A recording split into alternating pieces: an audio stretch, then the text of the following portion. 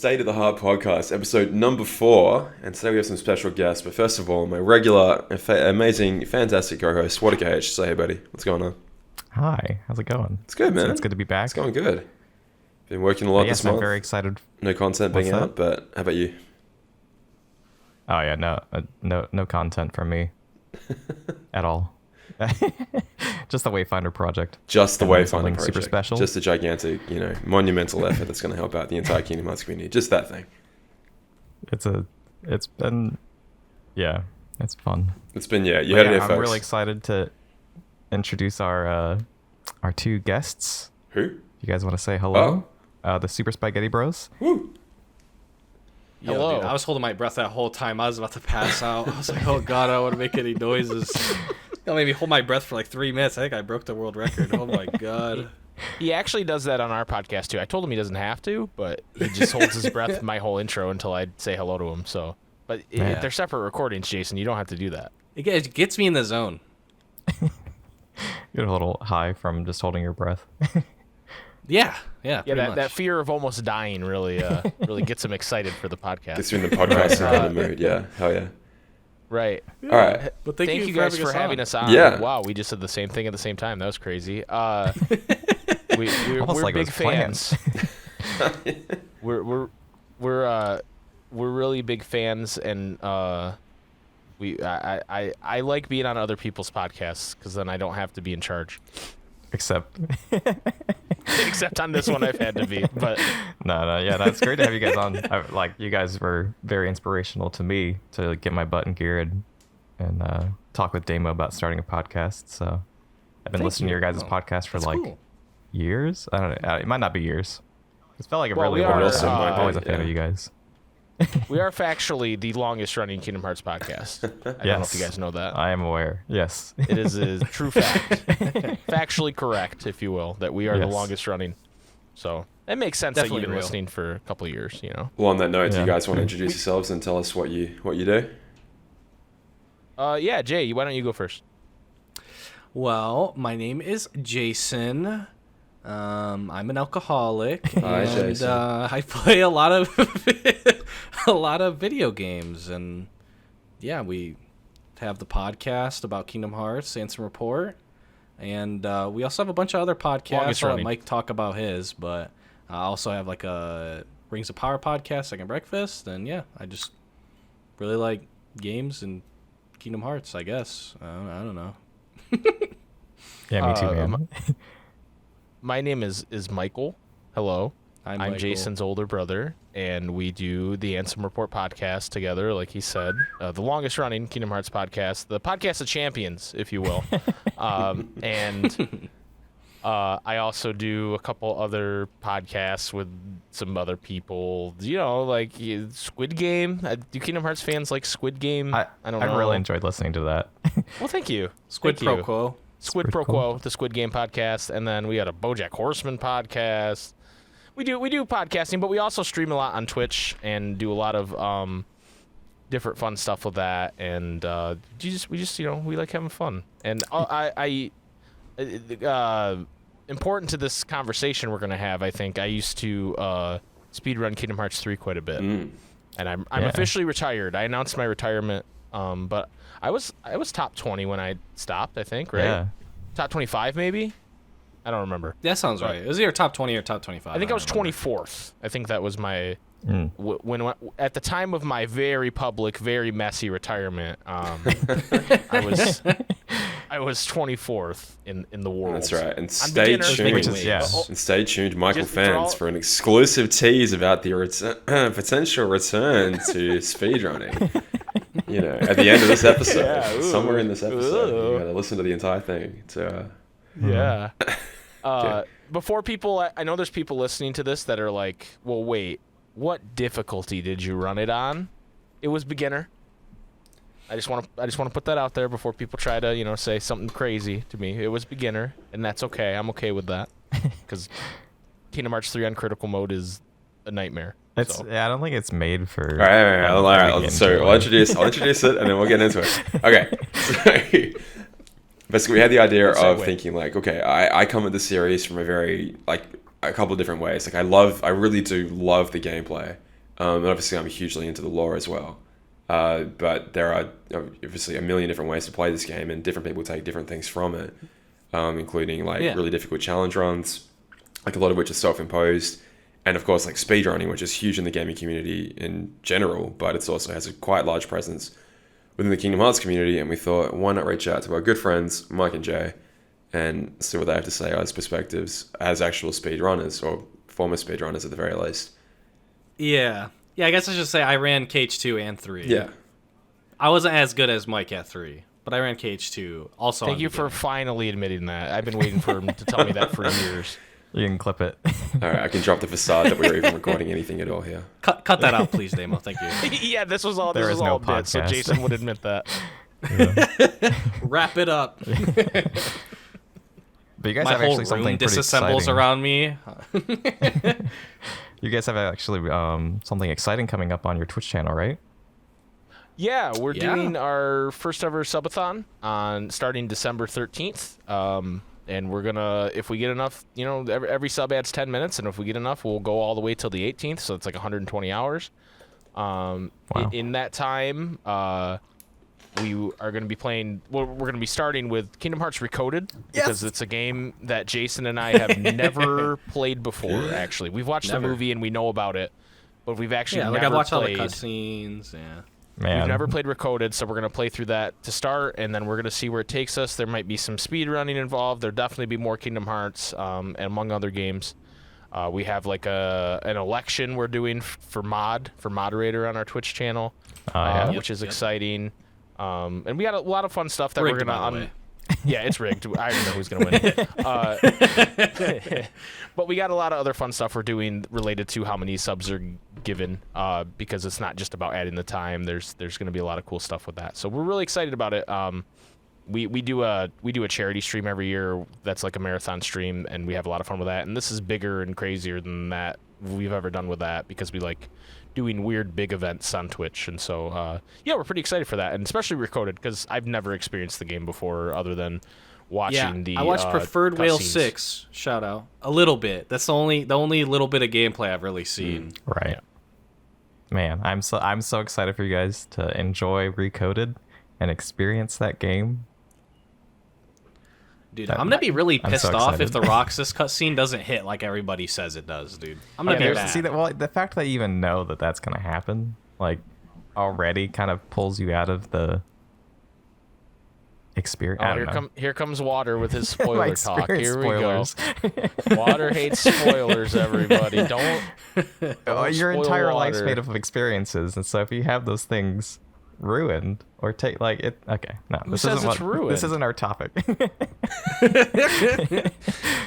Oh man. So I like Kingdom Hearts for the story, but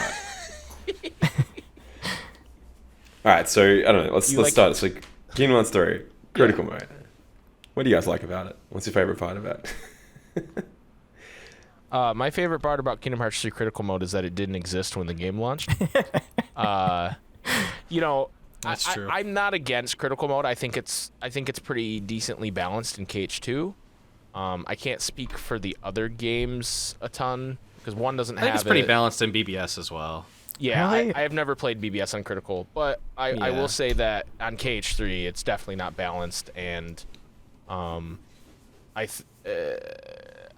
especially the level 1 version of it, which just seems to be the version that people want everybody to play.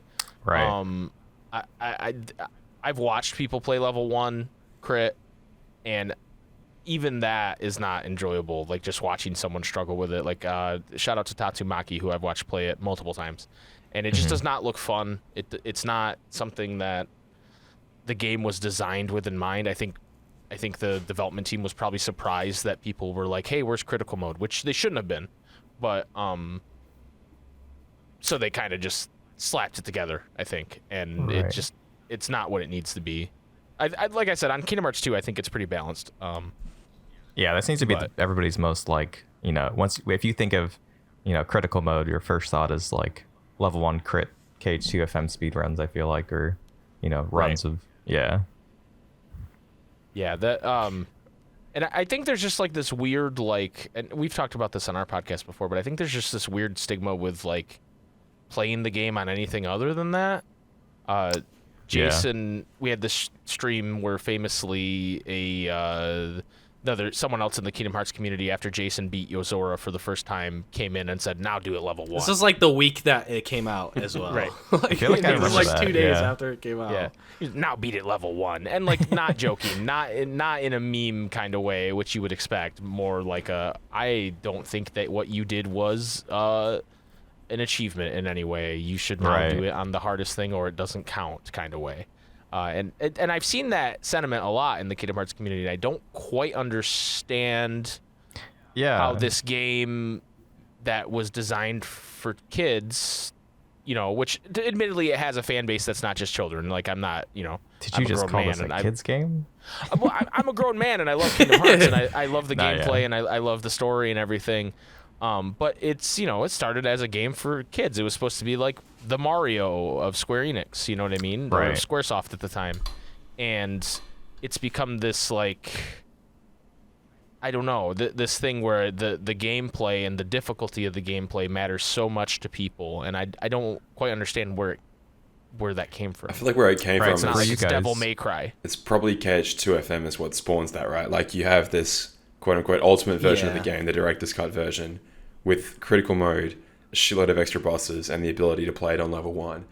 And all of a sudden, like, for a game that you could probably get, like, a lot of the people could get through by just basically button mashing. I know that's the, ultimate criticism of KH2, mash X, whatever. But, like, all of a sudden they answer that criticism with, like, oh, okay, well, if you want to, here is the actual, like, mode that will test all the limits of the game, like, test your actual skill with it. If you want to go crazy with it, you can. Here's the option to do it. Which then morphed into, like, holy shit, this is really fun. And I don't know if that... I'd like to believe the sentiment initially started with, oh, no, but it's actually really fun if you give it a chance, and then we'll actually try and play it on this level, which then warped into, this is now the only way to play it, and you're a fool if you don't play it like this, and you're missing out, and there's no nuance in the take anymore. It's like crit or nothing. What do you... Well, I think what kind of made it evolve in that way is that at first it wasn't available, right? Like, at least if you're in the Western world or whatever, like, it wasn't available. You had to see somebody who was playing it in Japanese and just knew what the words meant because they were playing on, like, a modded PlayStation or something, And so I think that allure helped to, like, really shoot up, like, oh, this means a lot. Like, this is something that you can't normally do, right? But then once the remasters came out and everything, then it became available to everybody. And I think what ended up happening is that because playing on crit, like, when it first was a thing, seemed so insane and so hard, and then as more and more people were doing it and as more and more normalized crit, well, now you have to take it up to another level of level 1 in order to feel like you accomplished something, right? So then I think that's what tuned it up even more. So now it's like, oh, you beat on crit? That's cute. Like... I think that's just how it ended up evolving, as a lot of things do. I like to believe that there's some level of, like, trying to have a shared camaraderie with people there to be like, yeah, we went through this experience together, even though it's video games, but the shared experience of, like, yeah, we did it, we beat it at crit level 1, we do feel like accomplished. Like, figuring out the strats, that's really cool, yeah. But... like, I remember when KH3 first came out, I wanted to speedrun it right away, and, like, just watching a ton of different speedrunners trying out different things and figuring out different strats and people being like, oh, yeah, if you try this out, like, in people's chats and stuff, and people trying to figure out what you could do was really, really cool. But it's really weird that it's, like, kind of felt like it, like, turned into it's not crit level 1. Right. Well, I'm like, curious. And that's not even just, like, a feeling either. If you go look at the number of people who have done a lot of, like, crit playthroughs compared to anything else, like, I think Standard and Proud are in, like, a weird spot because they're kind of the middling, like, you either want to play it on the easiest and do it the fastest or play it on the hardest and do it the fastest, right? Right, yeah, yes. But crit definitely has more runs than beginner, so, yeah. Talking about speedrunning now, yeah, like, if you're going to go for a category, yeah, it's like, I'm assuming that's it, you either go for beginner, and in theory, that's the absolute fastest possible time, right? Like, beginner with the lowest difficulty, the lowest amount of health, the most damage from Sora. Right. In theory, that should be the ultimate fastest time. Versus crit, which in theory should be the ultimate challenge. Like, I'm assuming, again, I haven't consumed much speedrunning content, but I'm assuming one mistake can be pretty fatal, and you have to be not necessarily more precise, because I'm sure there are a lot of tricks, even a beginner, that require a lot of precision, and you have to be careful with your item management and your spell casting, and et cetera, et cetera, et cetera. But Kingdom Hearts 1 is a good example of that. Like Kingdom Hearts 1, level 1 Proud, like, you're not safe and also have very limited tools at the same time. Right. Yeah, I feel like that's how it is for Cage 3.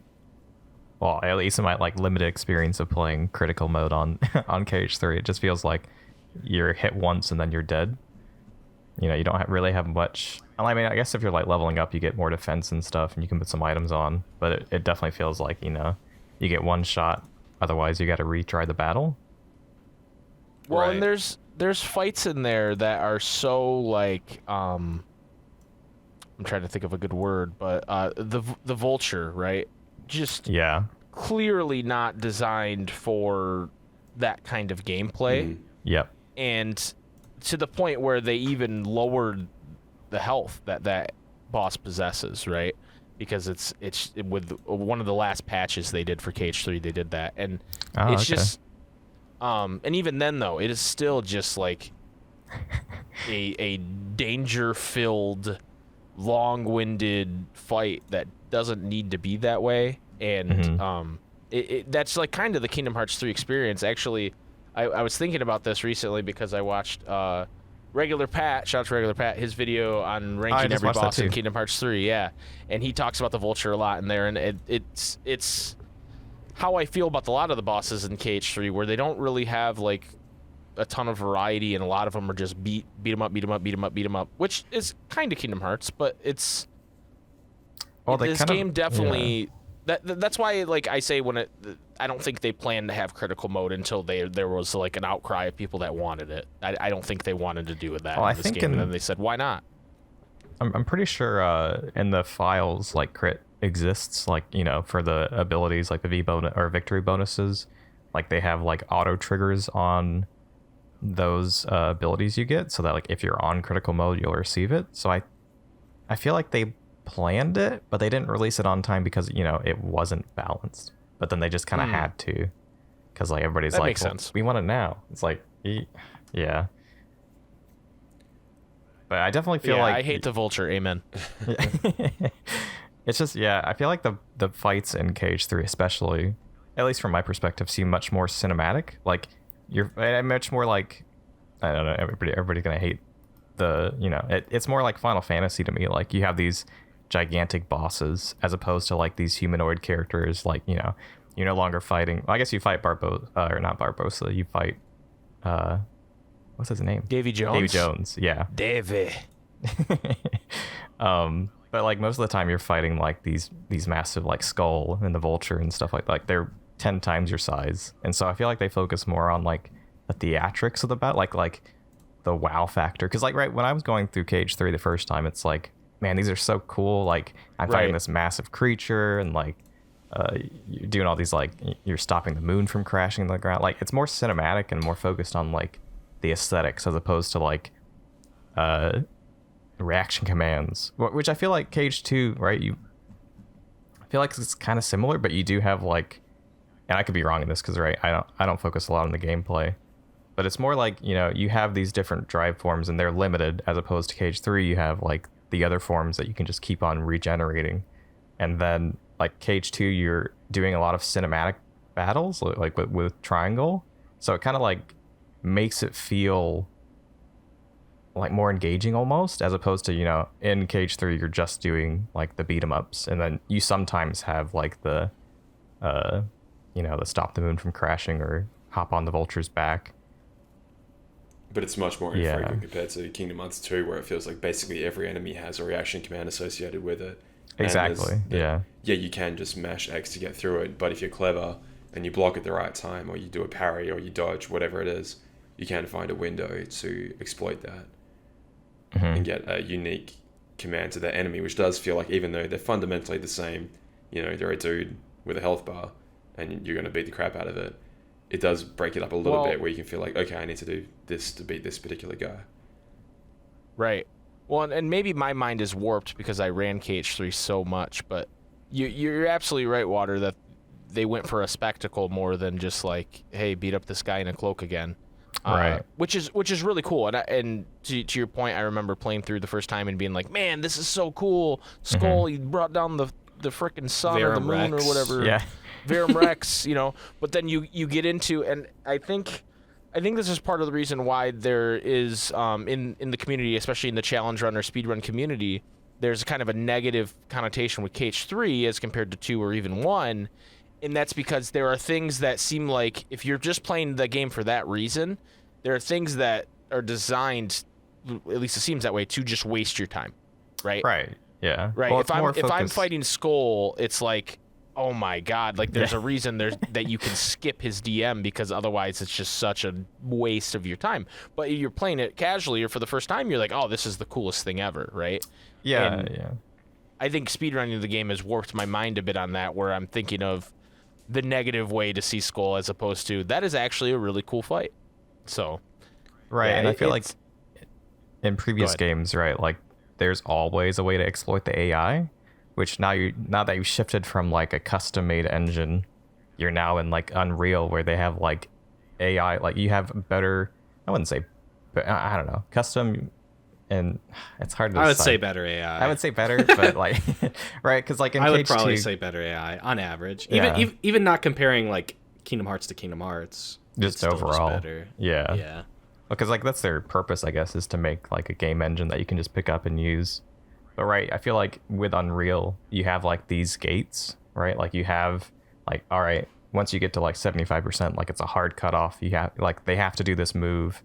They make it invulnerable. And then, like, I feel like in previous games, like, they either were learning, right? Because I guess that's not engine-based. But, right, you can, like, use, what is it, Ultimate Firaga? Or what Ultimate Form? Or what is it? Final Form. Final Form. Not a true gamer. Like, Final Form Firaga or whatever in KH2, right? It doesn't, like, decrease their, what's it called? Their retaliation. Yeah. Or that there's some number, I guess, internally. Yeah. So you can like really easily exploit that, as opposed to like in KH3, like there isn't really, like I feel like it was designed to not be exploited. And, you know, and you're gonna exploit it, right? Every game, you're gonna be able to like get out of toy box early by getting a Gygus or whatever, and it's like every game's gonna be exploitable. But I feel like they focused more on making, and I guess it's kind of, you have to, like it's all event driven. You have all these different cutscenes that are now in game, in engine. Like in like real time, so you kind of have to make it a bit more locked down. Does that make sense? I don't know, but I really enjoy the fights in KH3. And I think that's because I do enjoy I don't like replaying things.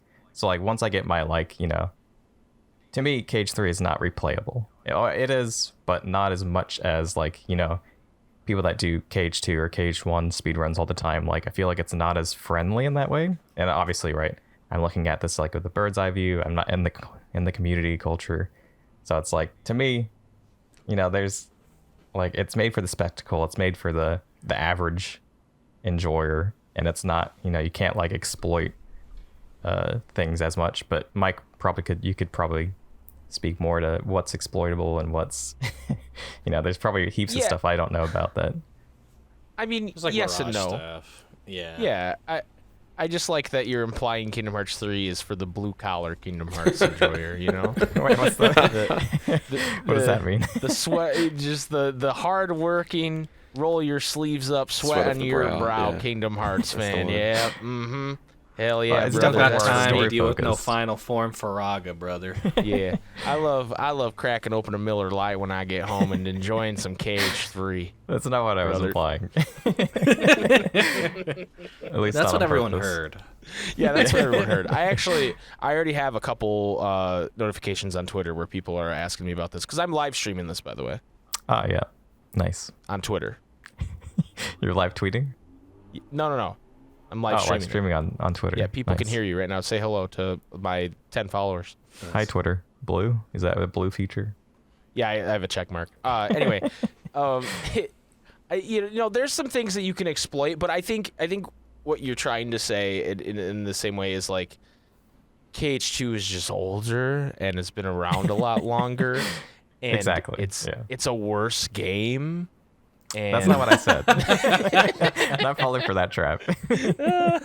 No, there's definitely a lot more things to exploit in KH2 because it's been around that much longer. And I think even if for somehow KH2 and KH3, the same exact games they are now, released at the same time, people just like KH2 as a speed game more, and so there's just more people playing it. So I don't think KH3 will ever become the same way KH2 is, where they have all these different tricks to get through all these different things. And that's kind of why I didn't want to run KH2, is because I feel like everything's mapped out, right? Like, for KH3? No, for KH2. Oh, okay. Yeah. Like, from when I started running KH3 to now, there have been more strategies uncovered. Where KH2, it's like, hey, there are some people like finding some stuff out, but it's more or less like, in this fight, you pop final form, you do exactly this many fires, you do this many things, and then you win, right? And if you fuck it up, yeah, sure. Can I cuss on this show? I didn't ask that. Yeah. Yes. Sure. I didn't like the hesitation. I didn't like the hesitation there. But like, if you F it up, you can't.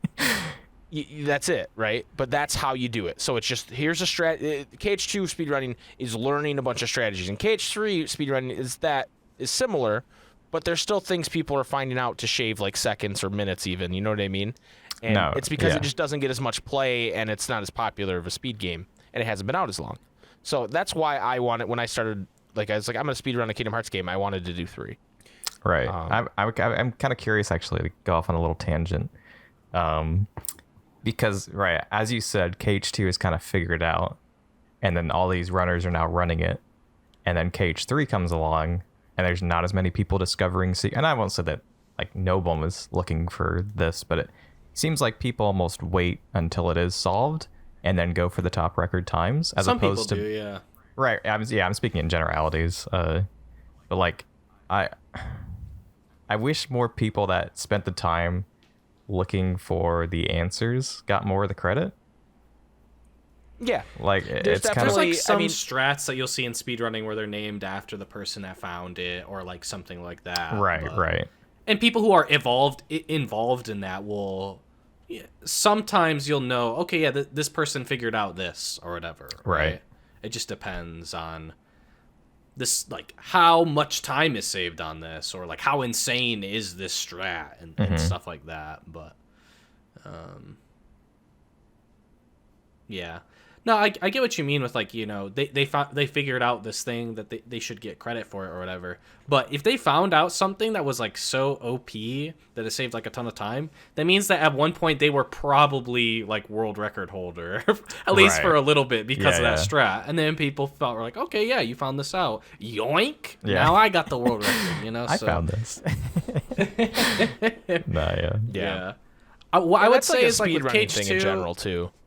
Yeah. Like, with as far as like KH2 and like being able to exploit it versus KH3, it's very like with KH2 there are a lot of things where this messes up the frame rate, so therefore you can do this, or like because there's so many different types of damage or whatever. Like for example, Faraga, the animation is just like goes completely differently on final form, and so like therefore it just does like less in general, right? Even though it does insane damage, like the risk reward or whatever is completely different. And there's other things like Genie, and then he has all the forms and stuff. So there's crazy stuff that you can do with those. And it's just like the game, whether it's the frame rate that adds like more ticks to the damage for you, or like makes it like proc multiple times per frame or second or whatever. Like there's a lot more things like that. Where there is some like frame rate stuff with KH3, but it's more just, okay, are you running this on a PC? Okay, you can do this strat because of the frame rate. Or are you running this on a PlayStation? Okay, you do this strat, right? Yeah. But I think there's much more. I don't know how to word it. Like, well, I guess there's less more bullshit. I guess like I don't know what else. Well, right. How else to call it? With KH2, you have like the more, or in KH1 probably more game breaking things. I guess. Right. Like you have like the very specific like, oh yeah, it was coded this way, so I can do this. But I guess now that they're using like Unreal, it's more like, you know, there's not as many exploitable like physics and stuff like that because it is so robust and like a commercial product at that point. Like you can't have that in every game, so like they gotta patch that stuff out. Yeah. Well, and then there's that part of modern gaming where it's like if there was like a bug in Kingdom Hearts 2 or the original, it didn't get patched. There was no such thing as a patch, right? So like whatever was exploitable is just exploitable, period. And any type of patch that happens won't like fix something or accidentally break something else or whatever until you get to like final mix, and then okay, now this is a whole nother set of rules and things we can break or whatever, right? Whereas now with modern gaming, it's like you could figure out this crazy insane strat and then the developers patch it out because they don't like speedrunning or like that. And that I happens. understood that argument. I guess for me it's like, and it comes back to like the whole entitlement of the like as a gamer, I don't know, you don't really hold any rights in terms of what, like, because like the developers made it, so they have an intended way to play it. So like if they patch something, I don't know, it's like, well, I can see both sides, right? Because I was watching a lot of Oats and Goats. He does like a lot of Metroid speedruns, and I remember watching really closely during the Dread period where they like patched this like really obscure bug where you could like it's like you dash, or it's Shine Spark, I think. But then you like can like go towards, because it's like a 2D game, but you can like it's basically 3D, but they 2.5 like have you on like a and so like they patched this really obscure glitch you could do that kind of would like let you break the game like really badly, and then they patched it, and everybody was like really upset, and like because it added bugs, if I remember correctly, it added like an hour to the time or something like that. It was something like it was ridiculous, the patch, and the patch like. I think the patch notes. Oh yeah. You could not find it if you didn't know what you were doing. Basically. Exactly. That's like, and so I guess that's what I'm getting at. It was a speedrun trick. That's it. Yeah. And so like if it happens in like a normal playthrough, that's one thing. Yeah. Well, I think that was their argument. The developers, they were saying, "Hey, you know, we don't want this to impact normal gameplay, so we're gonna patch it." And everybody was like, "You can't find this on normal. Like you have to be doing this specific thing," which at that point I feel like that's a bit excessive. But if there's something like, you know, Firaga does like, I don't know, 30 times the damage if you're in this particular animation, it's for like, I feel like you can, you know, if you patch that, the speedrunner's going to be upset, but, you know, the intended way of playing it gets fixed from the developer standpoint. Like it's a much different, like obviously that didn't happen in KH, but it's like, it's kind of like one of those situations where it's like, if something can happen to the normal user that's experiencing the game for the first time, you do want to patch that experience, because at the end you want them to experience the game you created, and if something bugs that out, then I mean, I get you could like just stay on that patch if you wanted to use that exploit, but at this day and age, it's like you can't really down patch as easy, especially on a console. You just keep it at that current version, right? Like there are different leaderboards dedicated just to like, turn all off the right, internet. we're on 1.6 for this game, all right, we're on 1.8, and you literally have different leaderboards, which again is more complicated on a console, but certainly doable and certainly popular for a lot of like very, very popular speedrun games. Yeah. This Dead Air is brought to you by Speedrunning. Shout out to Oats and Goats, because Water's right. He's a good speedrunner and a good guy. What sort of attracted you to speedrunning in the first place? Not to... Me? So it's really funny, actually. There's this Kingdom Hearts, or former Kingdom Hearts speedrunner, you guys may have heard of him, named Bloody Biscuit. Okay, yeah. And which one? Oh, wait. No, not Biscuit. Bloody Biscuit. BB, if you're nasty. And he, I discovered GDQ. Games Done Quick, GDQ, and started looking through, like, I think I saw some other speedrun, and I was like, whoa, that's cool. I go, I wonder if there's a Kingdom Hearts one. So I searched through, like, their different, like, videos, and I saw him playing KH2, and specifically the video where he does the data fights in KH2 in an insane amount of time. And the way he deals with Zigbar in particular, with Duck Flare. And I remember just being like, holy cow, like, that's insane. Like, that's so cool. And then, I got really into GDQ for a little bit, where I was watching every event and watching a bunch of different games get speedruns of them. And I was like, you know what? It'd be cool to do that someday. But I never in my head was like, I can do this, right? Because I don't know.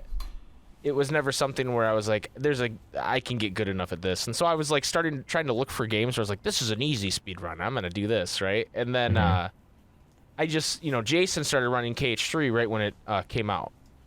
And I didn't realize that.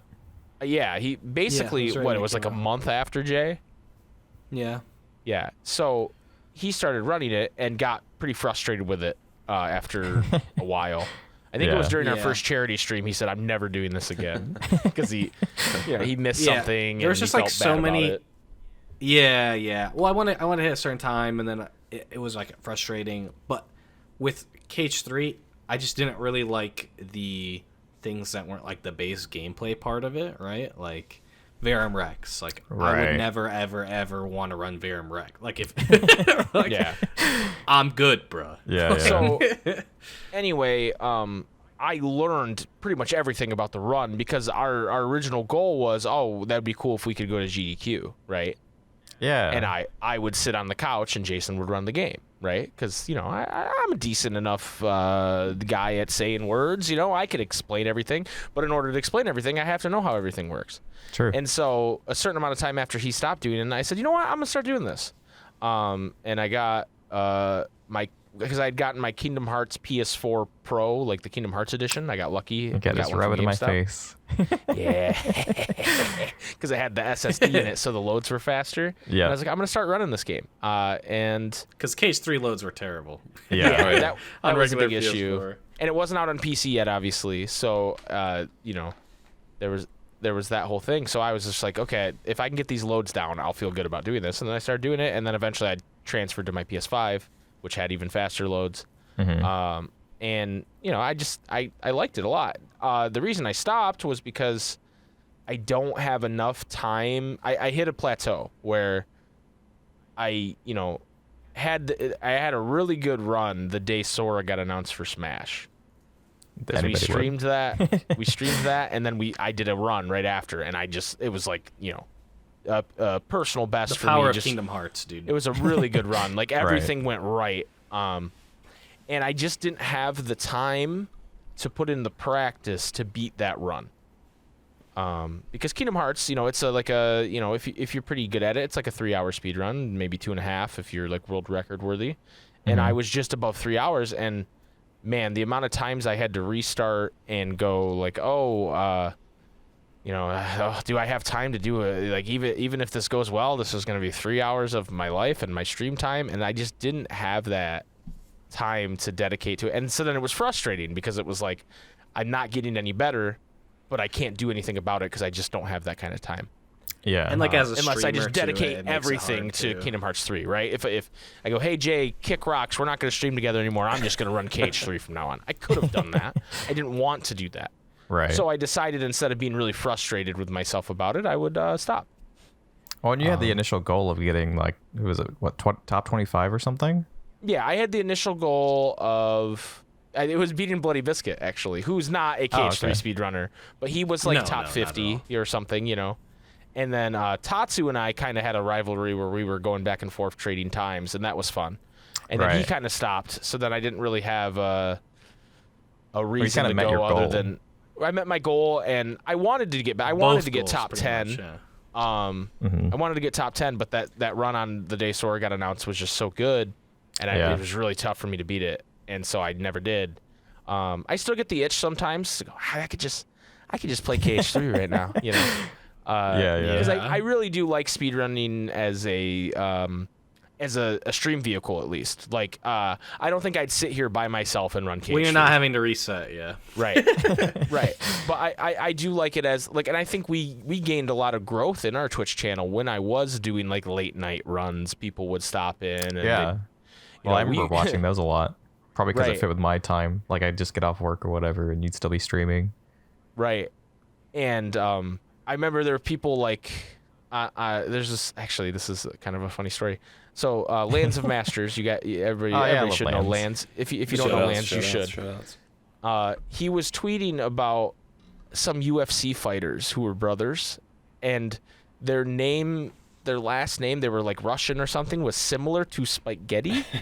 And so he tweeted, man, the so-and-so brothers, blah, blah, blah, blah, blah. And someone else tweeted at his tweet and said, man, those guys, I love their KH3 speedruns. And Lance was like, I know who you're talking about. I'm talking about UFC fighters. And he went, oh, yeah. And I was like, this is so funny. Like, that someone's like, I love their speed runs, and that's how they know us, because typically it's from our podcast. So, right. Yeah, I really liked that as, like, a stream vehicle, but I don't think I would just sit there and speed run a game if I wasn't planning on streaming it and interacting with people while I did it, you know? Yeah, I think that's most, maybe not most. I'm sure it started as, like, I've watched a whole bunch of, like, Mario Kart history of, like, they would just spend hours and hours trying to get that time attack down. And, you'd be sharing, like, either pictures or, like, your leaderboard times back when, streaming wasn't a thing. But now that, like, streaming is a thing, I feel like it's, like, you have to be if you're a speedrunner in the community, you have to be streaming it. Otherwise, it could be doctored or fake or something. Like, it's such a different time, I feel like. If you're going to put the time You'd actually be surprised how many people just speedrun and they don't stream, and they don't necessarily think all people who stream and speedrun are, like, hacks, but they were like, well, they're just doing it for clout. Where I'm like, it's like a whole nother level of speedrunning. I didn't even know that, like, yeah. I'm a real speedrunner. This guy just streams it, right? There actually is that kind of subset Interesting. of people. Yeah. Yeah. It's pretty insane. And, like, you should know who I am based on my time on the leaderboard and stuff. Yes. Yeah. Exactly. Well, it's hard to even, like, get, if you're not in the spotlight, like, if you don't have, like, a presence on, like, streaming or content creation or something, I feel like it is hard to get your, like, name out there. Like, even, like, right, if you had the best time, but you don't stream or you don't have, like, this online Twitter presence or just presence in general, then it's like, no one's gonna know. So it's kind of difficult, I feel like, in terms of. But I think speedrunning's also. Yeah. They're not doing it for clout. That's the point. They're doing it just because they're the best.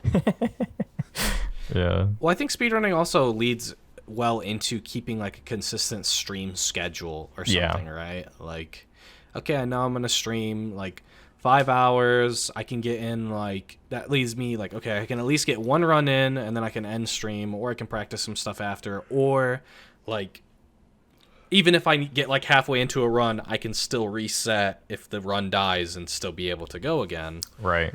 But yeah, I think the funnest part of speedrunning is learning. It's another way to enjoy the game, right? Like, you're talking about, like, replayability, and, like, you have your basic, like, playing it on the different difficulties. Say you started on beginner, then you worked up to standard, proud, and you're like, okay, now I'm finally going for critical. And then now you're like, okay, well, I've kind of beaten the game in, like, every way. And then there's, like, like, platinum trophies you can go for, or achievements and stuff. But if you've done all that, it's like, well, I really like this game. Like, is there other ways I can do it? And that's why, like, challenge runs are really cool, and speed runs are cool as well, because you're learning things to the game that you would, like, never ever know, right? Right. Like, I think it's especially in, like, KH2, like, playing it casually, I'd never use, like, summons, but 100%. Summons are freaking dope. I think that's really the coolest part about speedrunning. That sort of opens that door, because it's really exactly what you said. Like, if you do your casual playthroughs and even your critical playthroughs, so on and so forth, you can still miss out on a tremendous amount of the mechanics in a Kingdom Hearts game, because the game never forces you to interact with it. Yeah. I do remember, like, kind of going back to what Mike was saying, like, watching the crustiest videos in the world on YouTube over a decade ago at this point, of these two biscuit guys who were beating these bosses that I'd never heard of before on this legendary Finamix version of the game, and pulling off just insane techniques. And then you'd see a new video by some Japanese account you'd never heard of before, and they've shaved off another 5 seconds off this previously, like how the hell, previously thought to be walled, solved fight. And now they're busting out, the water-based Keyblade on Axel, and they're doing these ridiculous Blizzard combos, and it's like, oh, I thought I knew this game. I thought I was a huge Kingdom Hearts fan. I am nothing. I know nothing about this game, evidently, because this is where the skill ceiling is. This is where, like, these guys understand the mechanics so in depth, and I think the feeling that you get from that is like, holy shit, that is so cool. I either want to learn how to do that, or I'm just happy to bear witness to it. And I guess looping back to really back to the start, I do wonder if there's an aspect of trying to share that with other people that does kind of get corrupted in the sense of like, if you play only on beginner, let's say, for example, in the purest, hardest way, you're like, okay, I know this person is not going to get the most out of this game because there's a really cool boss here, but the game's not going to make you learn it at all. You can mash X, and by the time you need to cure again, by the time they've chipped your health bar away, your MP bar is full again, you hit cure, no worries, you don't have to think at all. And it's like, oh god, I love the series so much, and I love the boss design so much, and I'd love for you to get what I'm getting out of it. Like how cool I know this boss is, and when it's at its peak, it's really, really fun to solve it and feel like you've accomplished something. And to see you playing it on beginner is like, great, you're having fun, we're all having fun, that's awesome. And then the message just gets corrupted into, well, but play it on crit, but play it on crit, but play it on crit. Like, not that because it's going to test your skills and you're going to get so much more out of it, it then becomes corrupted into like, well, it's the only way to actually play. Skill, blah, blah, blah, blah, like. Yeah. No, well, there's people who like definitely feel that way, and then other people who like don't get that that's why people feel that way. Like they just take it the wrong way. Well, and I think that's probably, I mean, we talked about what we like about it, but that's probably the worst part about speedrunning is like the hubris of it, right? And it it's like it is a competition, right? Like there's a leaderboard. Mm-hmm. You want to try to be the best, or you want to try to beat whatever your goal is, and so there, people tend to, get competitive, and so they won't, if they learn a new trick, they might not necessarily tell people how to do it, or, just, I figured this out, so I'm naming this after myself kind of thing, which is why, like, I would try to make, not fun of that, but, like, make light of it by going, okay, guys, it's time for the water cage balcony skip, right? Because it's like, you're going to say something. Well, okay, so the story is, I was speedrunning Kingdom Hearts 3, and there's that part when you go to fight Vanitas with Aqua, and you can, instead of walking down the hallway and up the stairs, you can just double jump onto the balcony and skip that whole run through, right? And it's like it shaves off a couple seconds maybe or something. And I remember I was talking about how the first time I saw that, I was like, oh, I didn't know you could do that. And Water comes in chat and goes, yeah, I did that on my first playthrough. Okay. I knew about it on my first playthrough, but I went back so I wouldn't miss anything. Exactly. So then, I think it is the same thing. That's the thing. I remember went back because I thought I missed something. And yeah, so I was like, so I just was like, I'm just going to call that the water cage balcony skip from now on because I think that's so funny. But that like, I would try to like, because to me it's like, yes, I have a goal I want to hit and I want to do well, but like not at the expense of making other people feel weird or bad, you know what I mean? Yeah. And so if I can, let's just all have a good time as opposed to, well, I discovered this trick first, or I did this, or you know what I mean? And that stuff just gets so old to me, and it's like, it's like the same kind of thing that happens, we haven't talked about randomizers, but that's the same kind of thing that happens there, where it's like, or Water in any of like the modding communities that you've been involved with. Like there's a lot of like, this is mine, I made this, gimme. And it's like, just, can't we all just like enjoy this together, Well, I think, it's and it's weird coming from like a developer position, because it's like, for me and Critic, like we were so excited to be working on like this challenge, like a new way to play KH3, right? Like it's not a new way to play KH, because like KH2 had the most famous, not the most famous, but at GDQ, I feel like that's where everybody kind of latched on to KH randomizers, because I think it was Nintendo or someone that like did a really big run on that, and it was like that was my first experience with like I think even speedruns in general. Just watching that, I was like, oh, that's so cool. Like you can like have this whole new experience as well as like beat the game really quickly, because you can just like go into any zone you want, and it's just like, yeah, I kind of lost my thought. but I don't know. Yeah, it's. You were saying you and Critic were excited. Good... What's that? You were saying you and Critic were excited about working on it and creating this thing. And it quickly like became a chore almost, because people are so passionate to start running it and start like grafting it into their competitive genre, and make it like take it to events and stuff and show it off like and like prepare for it and all. And it's like it's really like we were really excited for that part too, but it's like it just gets a bit much when there's so many voices like just kind of yelling at you to get, like this isn't working, and like it kind of got aggressive at some points too. And like we wanted to give it to him. It's just it's just difficult. Like it becomes like it saps your strength at that point too, and you like don't even want to work on it anymore, and then that's making it work. I don't know. It's just a whole thing. What I think is funny about that is it's like we were talking about how speedrunning is a good like streaming tool, but I think that's where a lot of it comes from, where people want to be, hey, this is a new thing and I can latch on to that, and that's going to get me more views on Twitch, and it's going to, you know what I mean?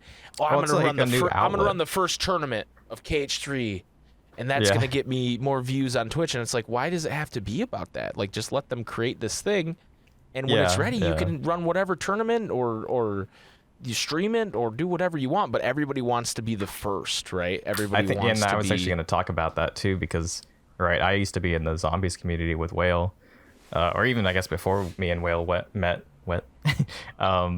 where it's this whole culture, and it's probably why I'm so like viscerally like not against, but like I don't like people that want to be first or want to exploit or not want to give credit, or maybe unintentionally at times, but it's like you have all these people in the zombies community that are like racing to get first, taking any hint, taking anything they can get to tweet out that first post of being first, and like it doesn't matter who was involved. It was like the only person that matters is who got there in the end, and then like who your teammates were. And it's like it was this like weird like rat race every time a release happened, where like it even happened like Easter eggs and stuff. Yeah, the Easter eggs and then like the cipher solutions, and it's like like I was part of this team, and I think we had worked on like this I can't even remember the name, ADFGX cipher for like years. And then this one guy comes in, takes all our work, which he did solve it in the end, but it's like, we had like years of research that he just kind of came in and was like, oh, this is the solution after like a couple of weeks. And it's like, it's right. And like, it's more of like I guess that's kind of what turned me off of like competitiveness, or like wanting to be recognized for my feats and stuff like that. Cause I was very much, like I was a kid. Or like, I wanted the fame and the Treyarch to notice me, and, I'm doing all this hard work. But then like, you kind of get to a point where like, I don't want to be that kind of person. Like, I don't want to be... It's very exhausting. Well, yeah, it's exhausting. It's like the morals come into play. Like, I don't want to treat people as just like tools to get what I want. Like, it really did shape how I came into the KH community, because it's like, I wanted something drastically different than what I was meeting in the zombies community. And once you get into like the more challenge areas and the more like elite areas, it's like people kind of shift back into that mentality of like, I'll do whatever it takes to be recognized and noticed and first. And it's like, I don't want to be part of that.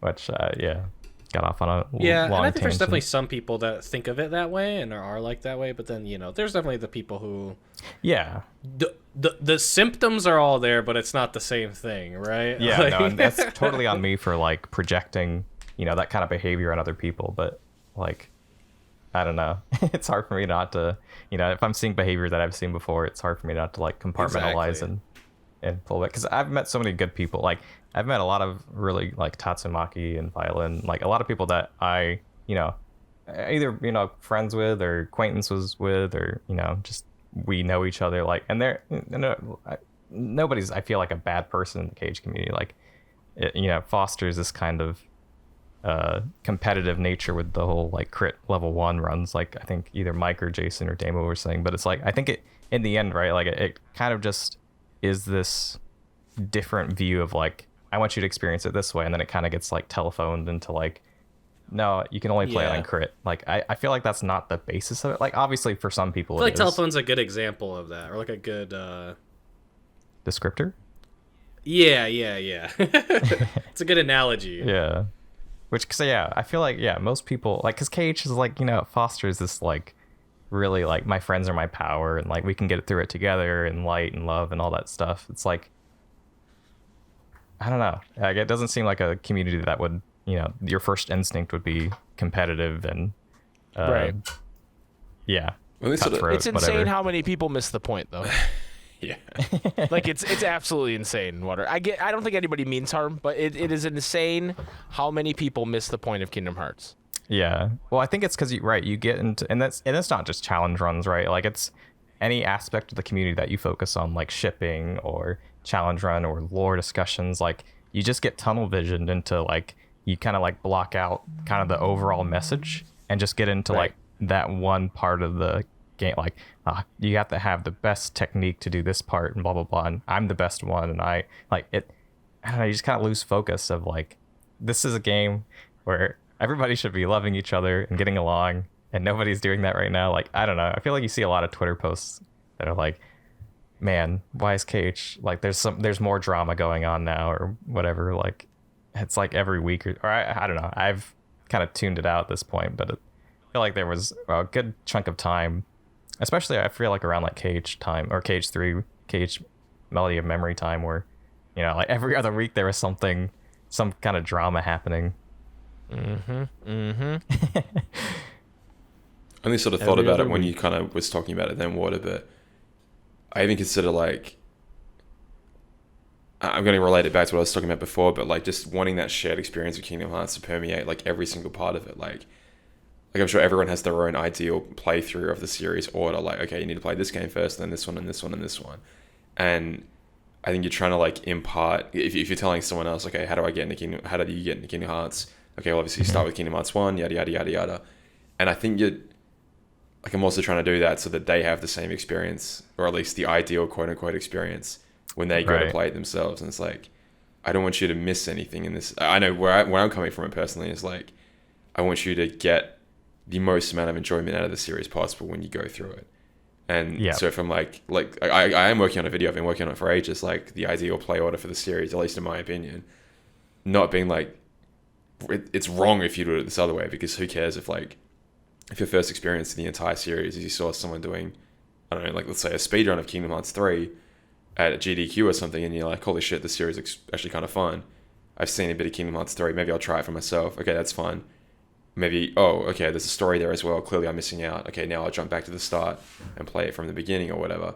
Like, there's not necessarily clearly that's not the best way to play it if you want to get the best amount of story out of it, whatever, but I don't think it's necessarily the wrong way. Like, it's how you found the series. Okay, cool, that's great.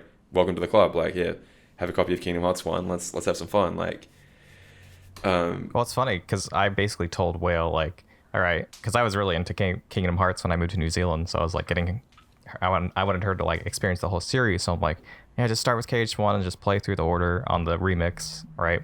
Just go through all of them and then play KH3 and it's gonna be awesome. And she, she didn't like it at all. Like, I don't think she finished it, like the first one even. And then Melody of Memory comes out. She falls in love with that game, and then literally just goes back through all of the games and loves it. And it's like, it's you can't be gatekeepy. And I know what you're saying, right? Like I feel like there is like a good story way of playing it, but I feel like everybody's experiences are different. I feel like a lot of us, like, nostalgia probably totally gets us through Kingdom Hearts 1 more than people coming to it new for the first time. And I sure as hell don't see it, because I'm like, it's KH1. Like, it's got its faults. It's a bit clunky, but it's also old as shit. And for how old it is, it's remarkably good. Like, it's incredible. But for every part I love about it, and I go, the combat's a bit slow, yada yada, and I sort of laugh it off. But other people might be like, holy, this is borderline unplayable. Like, in modern day, if they're so used to very, very, twitchy, let's say, fast-paced games. Especially if they've seen Kingdom Hearts 3 gameplay and they want to try and be getting to that right here, right now. Like, why am I doing that? Why aren't I air stepping? Blah blah blah blah blah. Like, I can see it's being like, no, don't play 3. stop what you're doing right now, stop having fun, jump back to Kingdom Hearts 1 and play that first, could turn someone off the series entirely. Even though I'm like, yeah, that's how you should do it. But an old game with not the best controls. Right. Especially if you go from 3 to 1. Yeah. Like Mike's girlfriend Tara can attest to. Yeah. Yeah. It's a bit whiplashy. She wanted to, play through it because she knew that, we had the podcast and she had never played it. And so we started, she wanted to play 3 because she'd seen me playing 3 and said, oh, Tangled, I know that, right? Right. So we started a new file and got to Tangled. And, she was into it. So she was like, well, wait, I don't really know what's going on. Should I start from the beginning? And I said, if you want to, we can stop right here and we can just start from the beginning. I have all the games. She said, sure, let's do it. So then we started playing 1, and she started playing and getting to the part where you're fighting things, and she was like, wait, how come I'm not hitting things? Right. Because when you play magnetically attached to every single enemy. You magnetically attached to everything you're targeted to, right? And she was like, oh, wait, I don't like this. Why is this like this? Now, to her credit, she powered through and did a good job and ended up liking the series. The only game she didn't want to play was Recom, which is understandable. Yeah. And she fell asleep during the tutorial like I usually do, and she was like, yeah, can we just watch a video? And I said, yes, we can just watch a video. But, she got through the whole series and loved it. But, yeah, it is... it's a very striking difference going from 3 to 1 if you've never played either of them. Sure. Because it's funny because she's not like a typical gamer, right?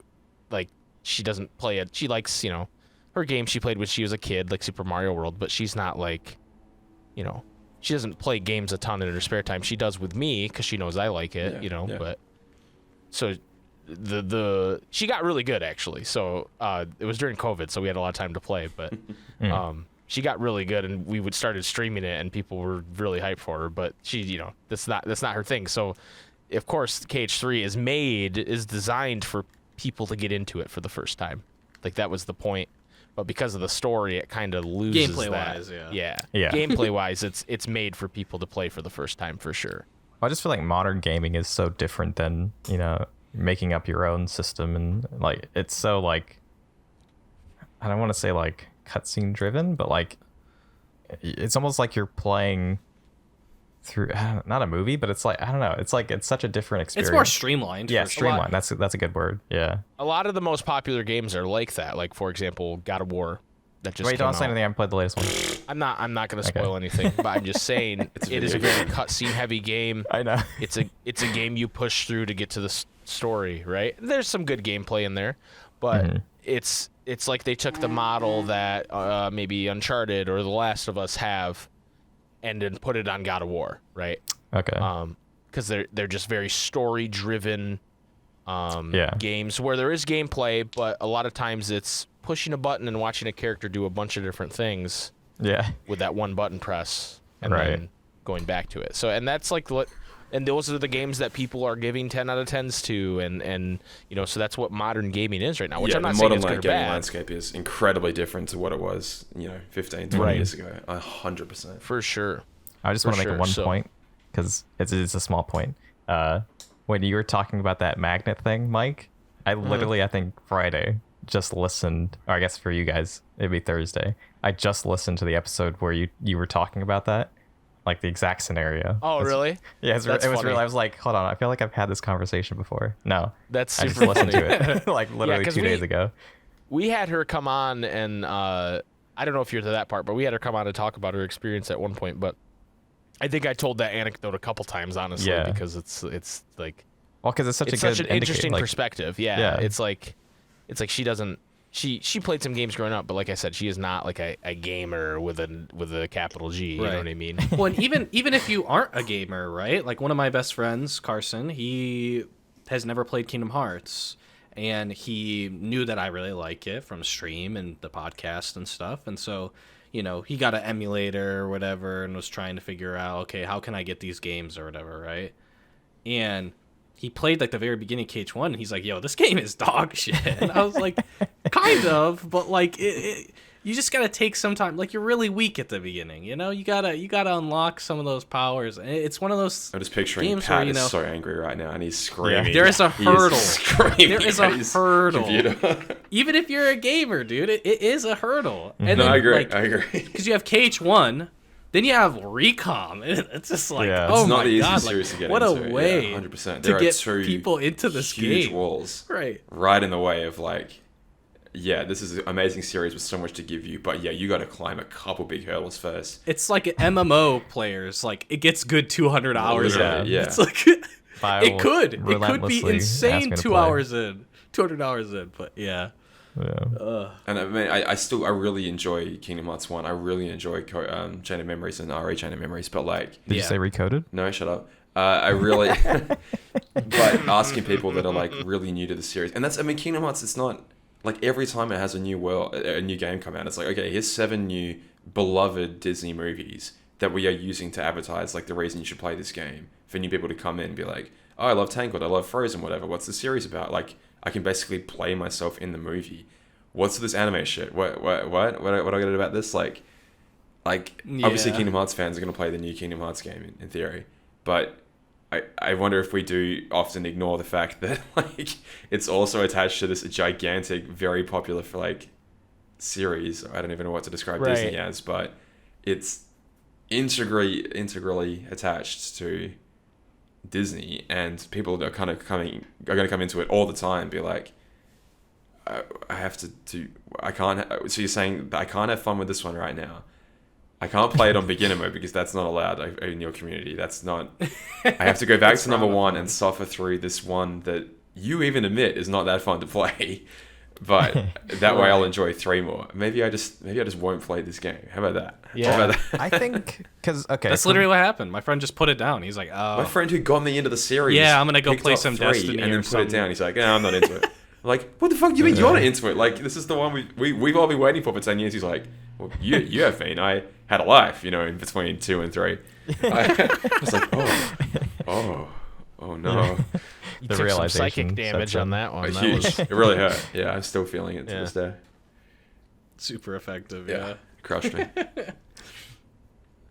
I had a buddy who, sorry, Water. I had a friend who, he heard, you know, me and Jason, we worked with him, and he heard me and Jason talking about Kingdom Hearts 3 all the time when it came out because, you know, we had just started the podcast and we were talking about how great it was. And so he's like, yeah, I'll pick it up, you know? And I was like, he is not going to like it. And sure enough, he's like, it plays fine, but the cutscenes are weird. And I said, well, what do you mean? And he's like, well, like when they talk, there's all these like big long pauses in between their dialogue. And like they don't, like it doesn't flow well. It doesn't make any sense. And I was like, yeah, where are you? And he was like, I'm in Olympus still. And I was like, yeah, you're not going to like this game. You should probably see if you can, you should see if you can return it. Wait for KH3? There's definitely a speaking pattern to Kingdom Hearts. There is. And like, I didn't even realize. Well, it's like one of those things. It's like, you know, you're from a different part of America, or I'm sure this applies in Australia or wherever, but like people have certain accents, right? Mm-hmm. And you know, like me and Jason have a very Midwestern accent. But when you're just there in the Midwest, you do not notice that you have this accent. Like it's just not something you think about, right? Yeah. But then you go down to Alabama or something, and then they're like, "Man, you talk funny, brother." And you go, wait a minute, no, you talk funny. What are you talking about?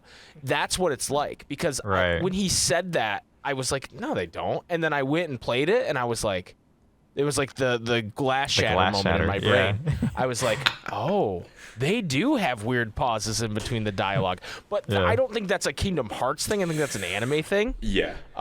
It's being translated from Japanese thing and trying to make like, okay, rather than reanimate the entire cutscene, how do we fit the dialogue into what's already existing here with minimal mouth movement flaps versus just doing it naturally? Like, it's a shitload of work.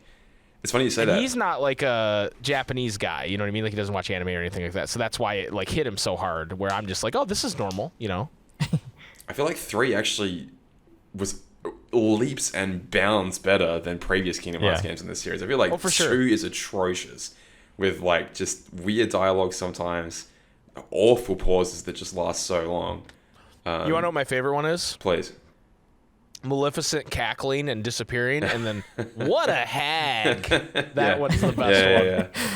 Oh no. God, I feel like anything involving Roxas is just like really poorly translated a lot of the time. Like the Keyblade, like why did he choose you? And it's like, you mean the inanimate object, the Keyblade? Why did he? Okay, we're just leaving it like that, huh? All right, cool.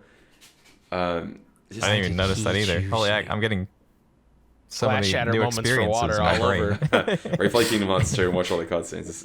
It's an interesting time. Well, I guess that's a good question. Like, how many?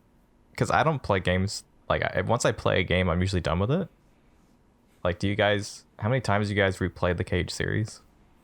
Oh my god! Not including like speedrunning, I guess. Casually. Well, so we obviously played it's still a lot. Yeah, I played it when we were younger, and then Jason and I would play him together at certain points because there's if you guys don't know us, there's a 10-year age gap between me and Jason, and so I was like the cool big brother that had all the cool video games that he would play. Right. And so we would play games together a lot, and that's how we bonded a lot growing up.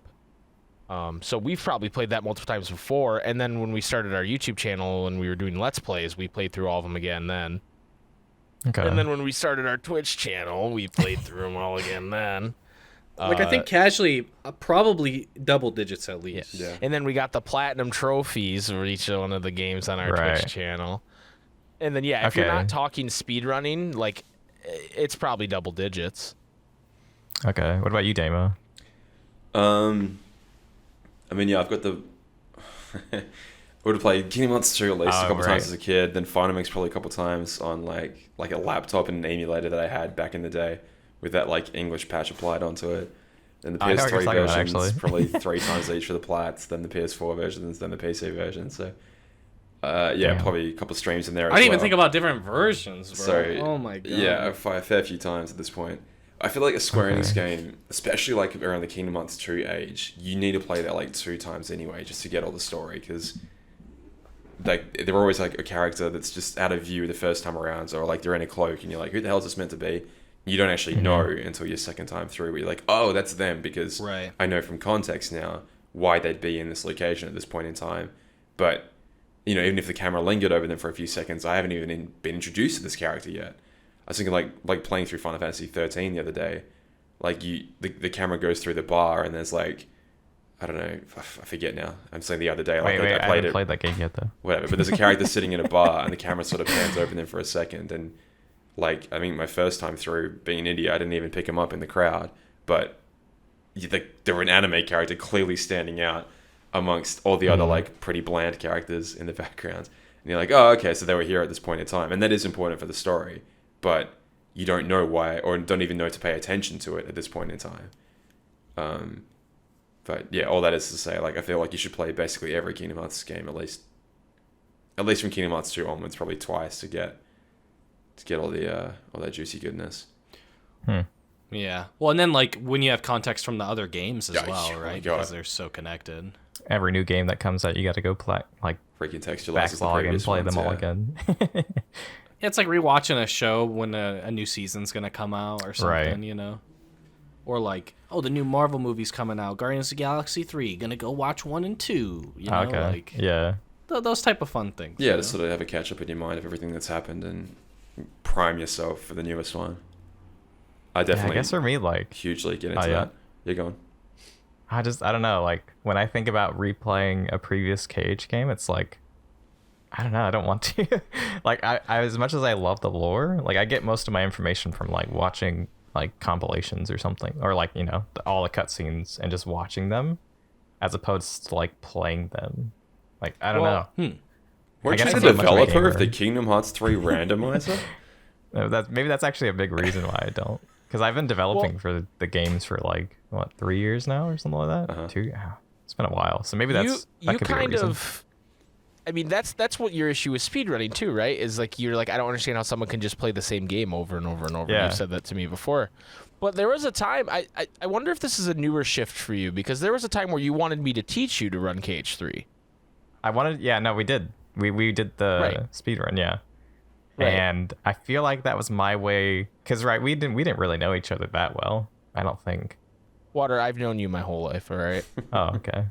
That's all of my life. We've known each other in every timeline. But I guess, that was my way of, like, hanging out with you, which I did, right? Water, you pretended to like speedrunning to hang out with me? That's not what I said. But no, I do distinctly remember, like, I wasn't going to do it if you weren't going to be there, because I don't think I did it. I think I maybe did it once or twice after that on my own. And I was like, this isn't fun. Water pretended to like speedrunning to hang out with me. I'm so honored. Well, I feel like I wanted to like it. I think that's maybe what, like, I wanted to, because I feel like I played, like, out of all of them, I think I probably played KH3 the most, excluding development for it. Right. Like, I played it once, and then I played it again on, I think I played it on Proud once, and then on Beginner once, and then I played it on Proud, like, level 1, not changing equipment. Like, it's weird, right? Because, like, I don't, and maybe that's actually too what turned me off of, like, challenge runs is, like, I personally, I guess this is a good question. Like, do you guys find that more challenge makes it more enjoyable? Because for me, I don't think it's not 1-to-1 at all. Yeah, no. like, I think for me, the experience gets hampered or, like, diminished for me if I'm, like, spending hours on a fight just to unlock the next story sequence. But I know, like, there are some point, like Yozora, like, I think I enjoyed that fight. Like, I enjoyed, like, overcoming that challenge. But I think it was more because, like, it was so new, and I was really excited to see what's after that, as opposed to, like, enjoying the challenge of it. Like, I don't think I beat Lingering Will 2 because I was, like, or not 2, KH2 Lingering Will, because, like, I already knew who that character was. Like, I know that's Terra. I know, like, he's in Birth by Sleep. I don't need to see what comes after beating him because I already know who he is. And I don't think I've ever actually, I think I beat Terra for, like, the trophy, but I don't think I did not like it. Like, you, like, cheesed him or something. Yeah, I did the cheese strat where you, like, put on the combo minus combo and you just jump and do. Yeah. So, like, I guess, for me, it's like, I'm not, and even, like, Whale came in when I was playing God of War on, like, the medium or easy difficulty, because I was like, I don't know, I'm just want to play it, enjoy it, get the unlockables. And then she's like, you're playing it on easy? You're not playing it on the, like, the hard? And so, like, I put it on the harder one, and I think I beat it. But it was like, I don't know, to me, it's like, I get frustrated. And I guess, too, for me, it's changed because I don't have all the time in the world to just put into a game. So it's like, I feel like that's probably more. That's part of it. What it is, yeah. It's just like, I feel like it's probably unhealthy, too, because, like, I need to, like, be, like, productive. So if I'm not progressing in something, I probably will put it down and do something else.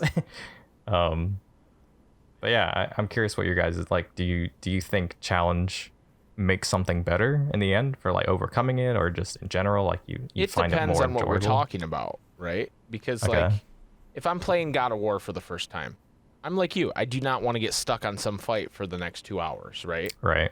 That's just not something that interests me. I'm trying to get through the game to figure out what happens next. I want to know, right? Mm-hmm.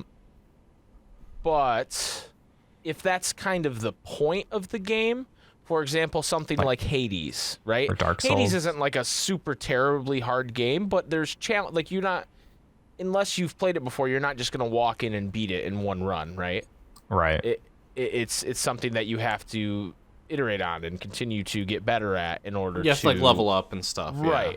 I enjoyed that kind of challenge as opposed to, like, oh, I'm playing God of War on the hardest difficulty and I'm just stuck here until I figure out how to beat this, right? Right.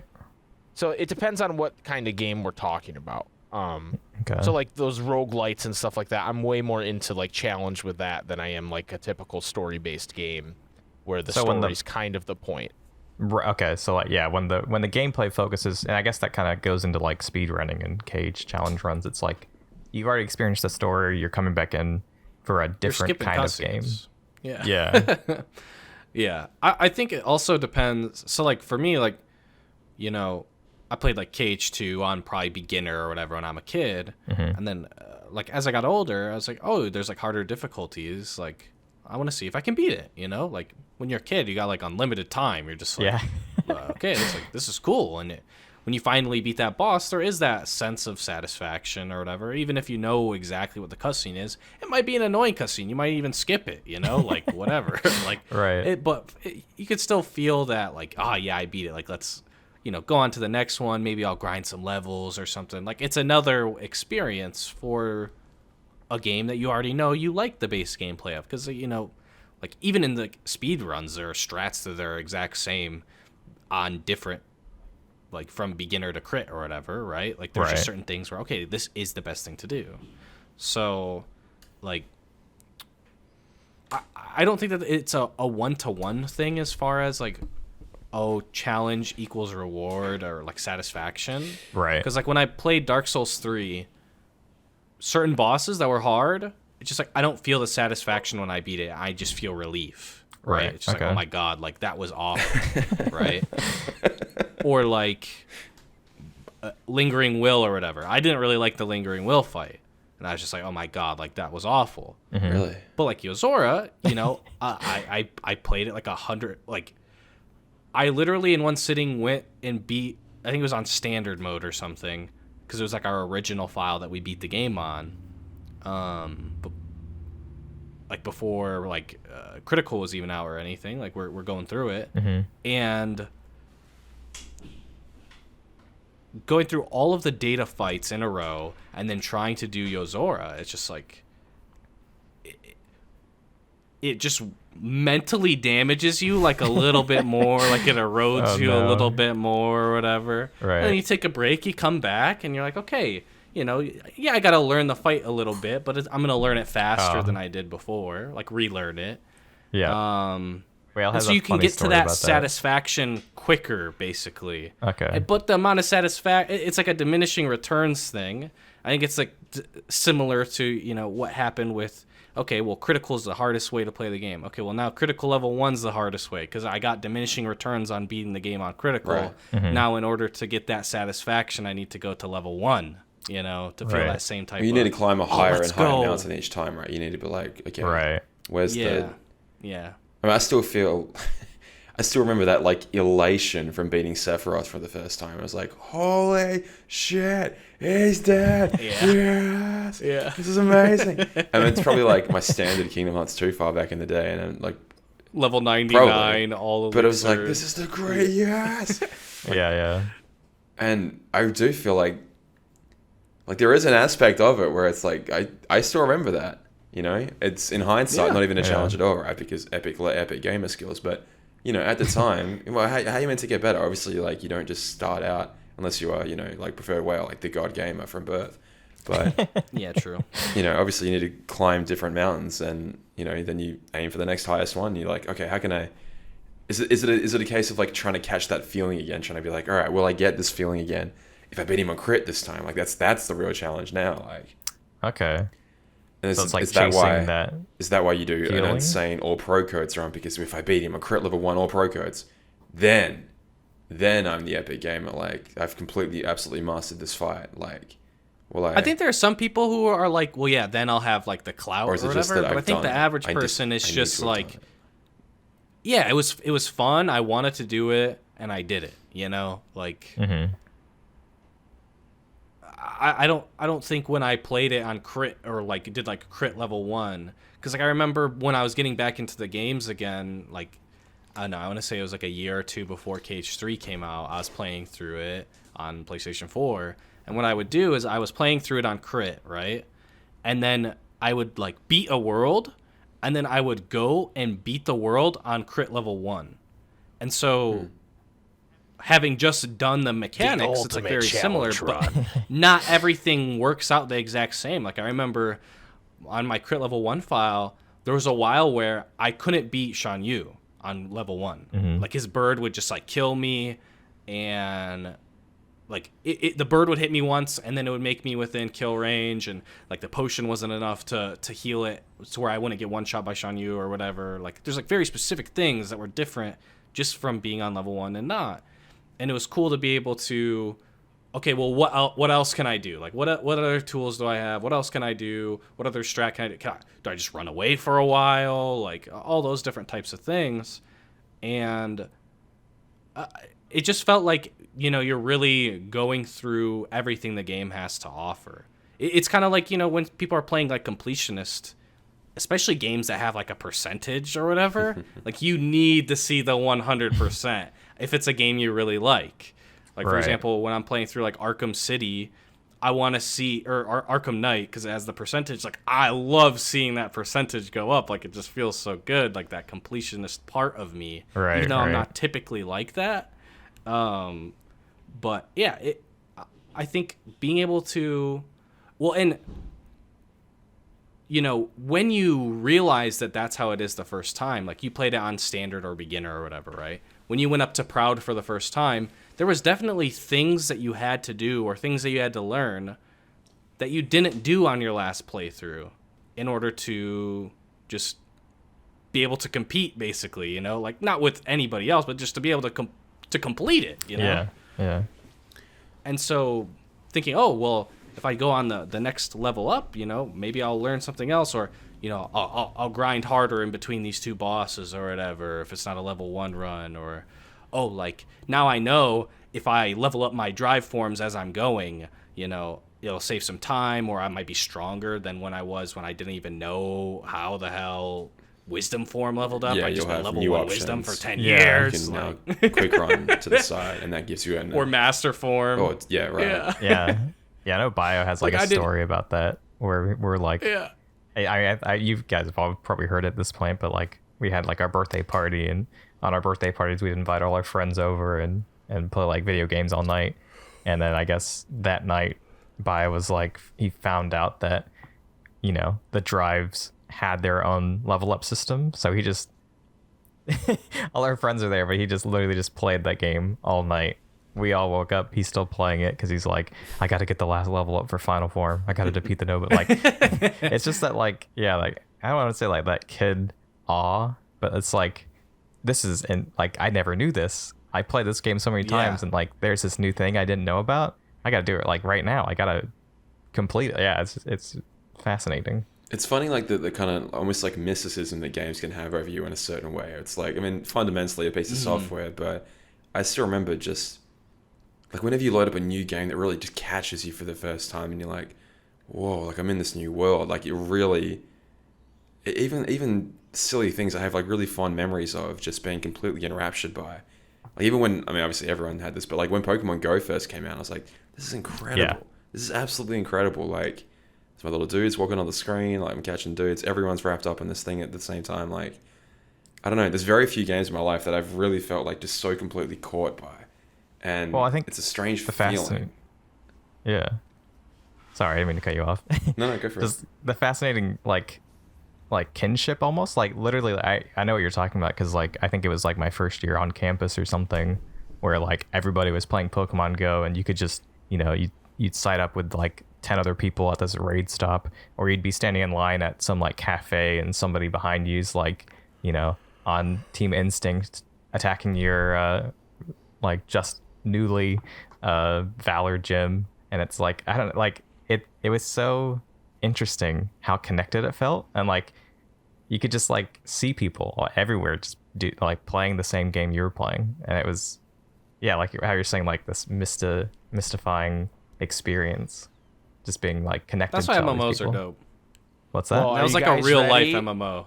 Are you guys ready for that same feeling with Kingdom Hearts Missing Link? I'm actually, okay, no, I'm really excited. Like, I loved Dark Road. I know everybody hates that game, but I loved that game. And I'm, like, so excited for Missing Link, just with the idea that we can have, like, a Pokemon Go experience, but with Cage. Like, I know it's going to be, like, different somehow, but, like, I don't know, the fact that I can, like, pair up with, like, all these people that love Kingdom Hearts. Right, maybe not as much in New Zealand, but, like, I can... I don't know, like the idea of like other people are going to be in the world in real life walking around, and I can maybe meet up with some Keyblade wielders from this game I like. Like, I don't know, that the idea is just like, that's really, and I think I'm more of a social gamer. So like the idea of like connecting through this game I like with other people that have that same like idea. I don't know, it's really cool. I'm really excited about it. I know that was a meme joke question, whatever, but I'm real excited for Missing Link. Wait a minute, hold on. It wasn't a meme. Was it not? Not 100%. I gotta tell you, I hope that it's cool, but for it to be on the same level as Pokemon Go was, lot of crazy things have to happen. There's zero chance. It's not. Nowhere. There's 0% chance. I think the Pikmin game and the Harry Potter game both came out, and like I didn't even know they were out. Like I don't think there's not going to be another game like Pokemon Go, because it was the first, or maybe not even the first one, but it just captured like.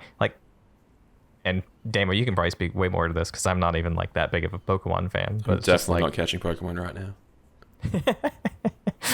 But just well, even like my mates at work, like instant connection because we both play Pokemon Go, and where he's like, "Hey, come over like to my desk so we can do this raid." I'm like, it's just random, like I don't know, it's just weird, weird kinship that you can just generate from this random game. I don't know, it's really cool. It was a pretty wild time for sure. That's what adds to like the replayability factor, right? Like when you see somebody do something in a way that you never did.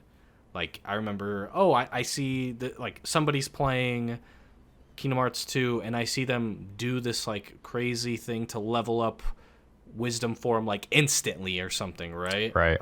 Like crazy fast, and you're like, oh man, like I spent way too much time leveling wisdom form. What the heck? Or like anything that I think, if there's a game that I like, but I think, there's this barrier, like I don't really want to do that part again. Mm-hmm.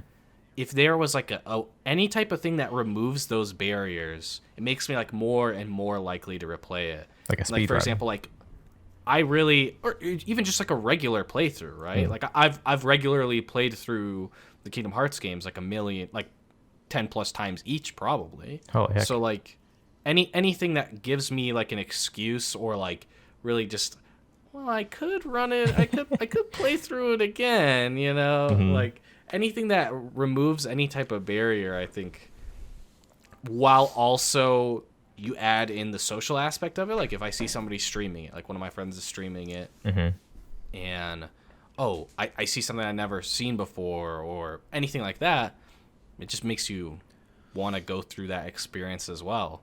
I think the fans can sort of provide that experience though, right? Because I mean, I think like the randomizer, for example, like one of the most popular settings is surely like skip gummy, skip like, or increase drive form experience multipliers, increase like level up multipliers. It's like, exactly, like just, how do I streamline the most fun experience out of this? Like take away, trim the fat that a lot of people agree is not the most fun part.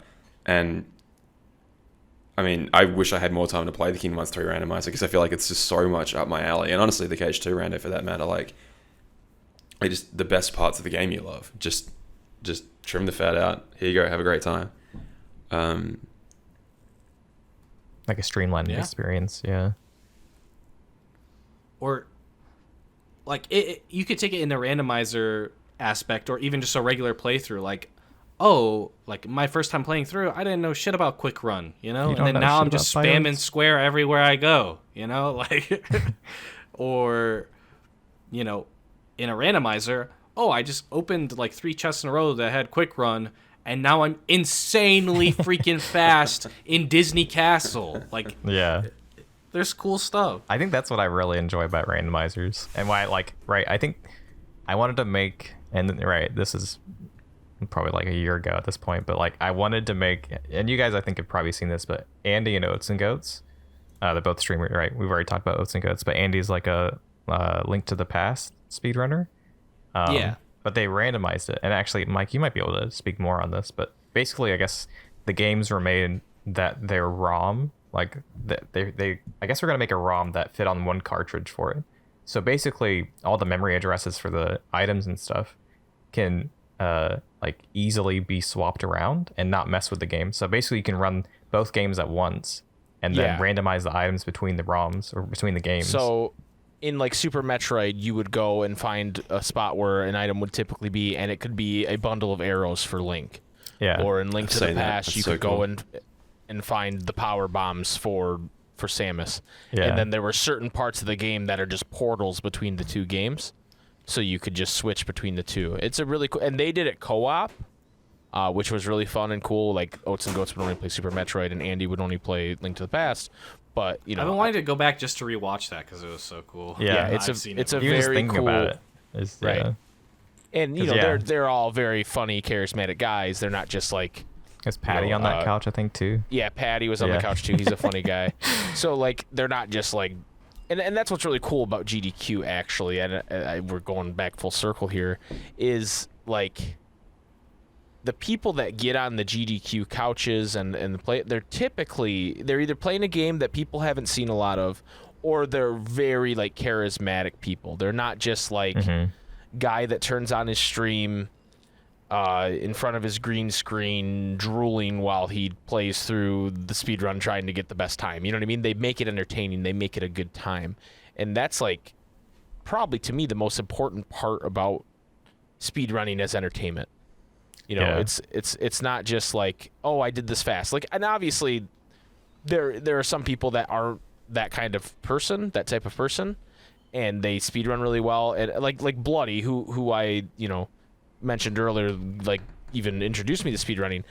He's not, like he's a fine dude. Like he can speak and he can, but he's not like cracking funny jokes while he's wrecking Zigbar. It was more about the spectacle of what he was doing, right? Right. So that's important. Yeah. But to me, like, to make it a really entertaining thing, it's got to be a lot about you're doing cool stuff while also like being entertaining, And I guess that's like just any streamer to a point, right? Like, yeah. Well, I guess streaming is to entertain people. Like if you're not charismatic, then you're either really skilled at the game or you're charismatic. Like, I don't know. Like it's kind of hard to retain a following if you. Yeah. To me, at this point, like it's so saturated, like you kind of have to be both, right? You have to. Yeah. Right. Like Oats and Goats isn't like the #1 Super Metroid speedrunner, but he's top 3, top 4, right?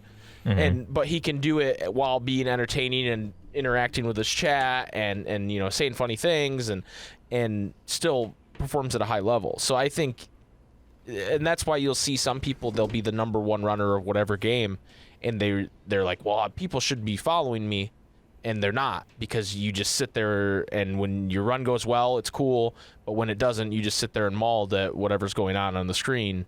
And that's not entertaining, Well, to some people it might be. to a certain point, yeah. Yeah. I don't know if that's all you do. I'm not watching. Yeah.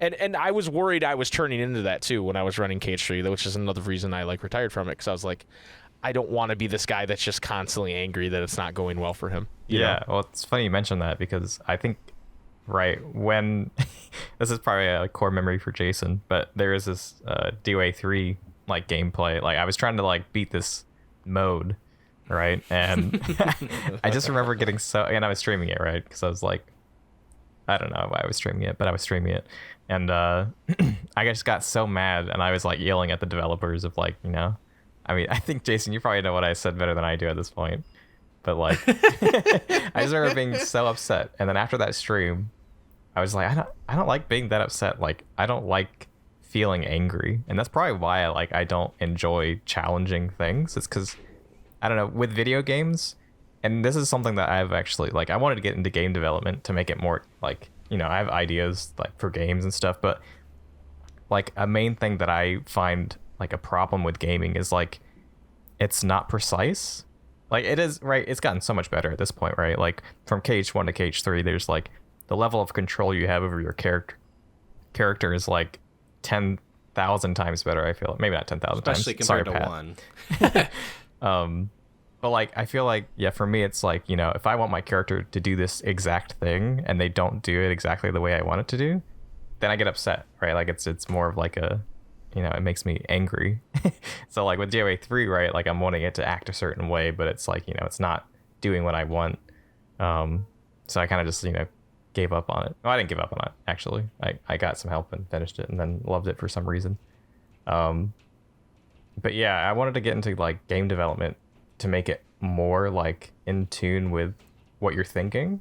Well, it laughs at me whenever I bring up this conversation, because right, you can't really read thoughts yet. Like if I think I want to go like jump like make it more intuitive. Yeah, more intuitive, but like even more like I want my character to do exactly this. Destroy the barrier between the thought and the actual action on screen. Yeah, like have you guys seen Peripheral? Perfect. I have not watched that show. Don't spoil it for me, Water. Okay, I won't say anything more then. No, I'm just kidding, dude. I haven't seen it, but I'm not a freak like you. I don't care. Yeah. Basically, it kind of does, like, that's the premise of the show, right? Like, you've become the character that you're playing as. And it's like, you know, Sword Art Online or any other game that's like that, where like you become the character. It's like that's something I would want to like create, but you know, it's probably never gonna happen. But that's to loop back, challenge runs, like I get frustrated when, you know, I know what I wanted to do and I die because my character didn't do that thing. And it's like, well, the game should just be programmed better. But like skill issue. That's not what. It's a skill issue. Yeah, skill issue. But yeah, so I think it depends. Yeah. If what the difficulty is makes it less fun, just like period, right? Right. And for me, the first thing that pops to my head is the Final Fantasy. What's the Final Fantasy Souls game? Stranger of Paradise. Stranger of Paradise, right? Love that game. So I'm playing Stranger of Paradise and I'm loving it, right? I get to the final boss. My favorite weapon is the big axe, the great axe, right? Mm-hmm. And against this enemy, because the windows that you have, like you whittle it down, and the mechanic you're supposed to use, you literally don't have to use it against like a single boss, like the whole game. So like there's that, but also just the very basic thing that I couldn't even get a 1-2-3 combo, like the basic combo off in between getting an opening and not, right? Right. And it's like those specific things to me are just like, okay, well, I picked the slowest weapon in the game. I can't even do a single combo on this character. Right. Like I have to literally go, okay, here's one hit. Okay, here's 2 hits. Okay, here's 1 hit. It's chip damage. It was literally the most insane chip damage, right? And yeah, you're supposed to use this other mechanic or whatever in order to do it easier. But when you're first getting into it and you're like, geez, I can't even... Like, imagine if you got an opening on a data character and you would have to only do the 1-2 hit from, like, a Sora air combo. God. And then you would have to back off. That's how it felt, right? Yeah. And it's like... Yeah. Jason, like you just described level 1 crit in KH3. Yeah. Well, no, because at least you get an opening, right? Like if you exploit the opening, then you get your couple combos off, and like okay, then they'll retire. I don't know, right? I get what Mike's saying though, but it arbitrarily extends the fight.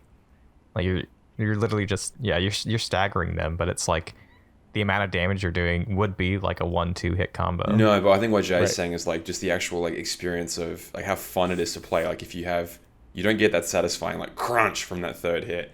It's just right, and you physically can't. You can't. Right. It's just getting your 2 hits off. There's not even enough time to do it. It's not because of something else. It's just the opening is not long enough. I don't know. That's like a skill issue to me. That's a game where I feel like skill issue. That's a game where I kind of look at it and I think of like kind of the same way I used to think about Kingdom Hearts, where it's like I know there is so much under the surface here.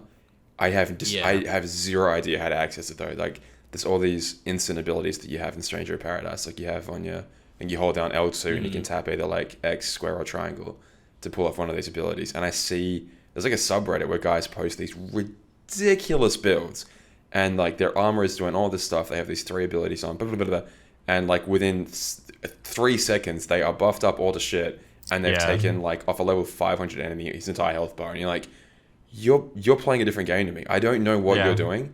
I'm doing my dickhead little 1-2-3 combo, and you are in another planet. Like I don't even know how to get to where you are.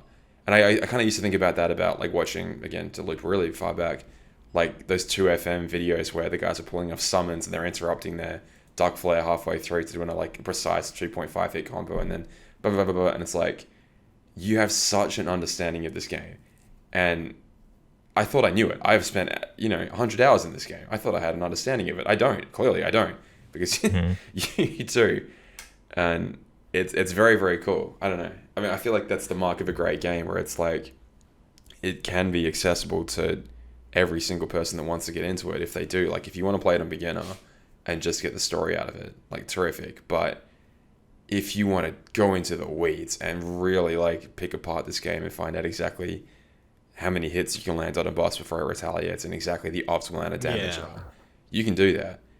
I think that then the problem then becomes, again, I've said it 100 times, but, like, when the community invalidates a huge part of their player's experience and then turns them away from even going further up the ladder and going, okay, well, maybe I want to give this a try. Because if dickheads run in and go, blah, blah, blah, like, what do you mean beginner, blah, blah, blah, blah, blah. It's funny, and I can't even claim, like I'm not doing that, because when you said before, I beat Lingering Will with that Fenrir combo, I hurt when you said that. And that actually hurt me. I was like, what? Yeah. No. Why? What do you mean? I think, like, Jason said something like, I didn't enjoy that battle, and you're like, what? Yeah. Just involuntarily. I didn't even... the magic, the stealing your magic and commands, I was like, nah, that's bro. So cool. Like, I beat it, cool. But it wasn't... I beat it, but I was like, okay, well, you know, I didn't dodge the part where he pulls out the bow, so now I just have to perfect dodge and block and reflect until I do enough damage to him to be able to hit the X button. Correct. It's like, ain't no way, bro. Just pause buffer if you need to. Come on. But yeah, no, I think that, like, that's a reason why there's so much backlash. Like, this is kind of connected and kind of a tangent, but it's why there's a lot of backlash and hate around, like, Elden Ring, for example, right? Like, it's the challenge run the game, and it has so many similar things where it's like, oh, you're playing Elden Ring, but, like, you're cheesing this XP. It's not a valid run. Oh, you're or like Souls or Runes or whatever it's called. Oh, you didn't beat this boss with no armor on and you punched him to death. Oh, invalid run. Oh, you beat him with bleed. It's an invalid run. And it's very similar because, you know, in Kingdom Hearts, you know, you could play it on beginner and you could go through it and get all the story and do whatever, everything you want on beginner, and it's a completely valid way to play it, and you can do it. And then there's all the other stuff that is completely optional. You could, okay, let me go up to standard, or let me jump to proud, or let me jump to critical or whatever, and it's only as deep as you want to go. Yeah. Whereas, like, a game like Elden Ring, you have one difficulty. Like, there is not a difficulty selection, you know? And there's different ways that you can play in order to get around certain things, but I think that's a reason why that game feels very gate-kept. And because it is, but it's part of just the gameplay design that makes it feel gate-kept as well. Yeah, I'm wondering if that's, like, more of, like, a gaming community. Because I feel like gaming, it was so clunky, and you kind of had to not grow up on the games, but, like, as someone, like, in their mid-20s or 30s, like, you can't really pick it up and understand it. And, like, back then. Oh. What's that? We lost you for, like, 5 seconds. You, like, cut out there for a sec. Oh, did you lose me? Yeah. Well, the recording's there. But I was just saying, like, I feel like... Good point, Water. We just covered. Water, yes. True. That's very, very solvent point there. So informative. Wow. I've never thought anything like that before. But right, like, gaming was kind of, like, gate-kept in the sense that, like, you were really only part of the community if you could play the games. Like, you could latch onto the controls, figure out what to do. Because, like, right, you didn't have, like, these hint systems or, like, characters telling you what to do. Like, you know, some games did, but I feel like now it's so, like, not hand-holdy, but, like, you do have more of the guardrails on to get more people involved and get more people playing the game to experience, you know, what everybody else is experiencing. So it's kind of like I wouldn't say like a defense mechanism. Like YouTube tutorials, videos, and channels that do those things, Yeah. But it's like, I wonder if almost like, you know, gaming was such like a niche thing back then that now like the challenge community or like, you know, speed runs, level 1 crit, boss rushes, like, you know, even playing on like performer notes only and like getting 999 on all the like melody of memory. Like, I wonder if that's like almost like getting back to that kind of, you know, community where, you know, that was fostered for so long, and now it's like open to everybody. It's like, well, you're not even a real gamer. Like you just play it on beginner. Like, I get where that mentality can kind of come from. Like if something alien is like kind of coming into the community and like making it accessible to everybody, it's like it's almost diminishes your community, if that makes sense. Well, I mean, diminished is if the satisfaction you gained from it was only because it was difficult, and it was that I can do this and other people can't, and that's why I get personal enjoyment out of this. And now the entire kind of gaming industry shifts to the point where they don't want you to stop playing. They want you to experience every bit of that content and get that completion rate and blah blah blah blah blah. And if you're struggling, oh boy, don't worry, hey, that's a hint. Don't worry. Die too many times, we'll give you a power up. Just keep trying. Like, do you want to lower the difficulty? You die 5 times, it'll say, do you want to drop the difficulty down? Like, just keep playing. Super Kong.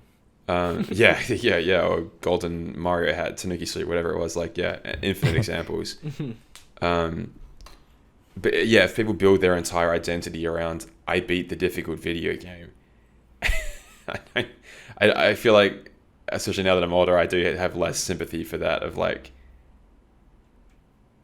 running around and trying to of that being belittle. Yeah, it's like, oh, okay, sorry, pal. Like, is it? I mean, it's fundamentally time, right? Like I feel like absolutely anyone can beat a video game with enough time. Like, yeah, you put more hours into it than anyone else. Or quickly, congratulations. Like, awesome. Like, yeah, Bio seems to have this innate ability to beat games quicker than me, and Whale does too. They're just better at gaming. Water, maybe you're just slow, dude. I think it's just a skill issue. I'm not really a gamer, so. Yeah, I don't know. Like, to me, if anyone comes to me, even on like Yozora or whatever, right?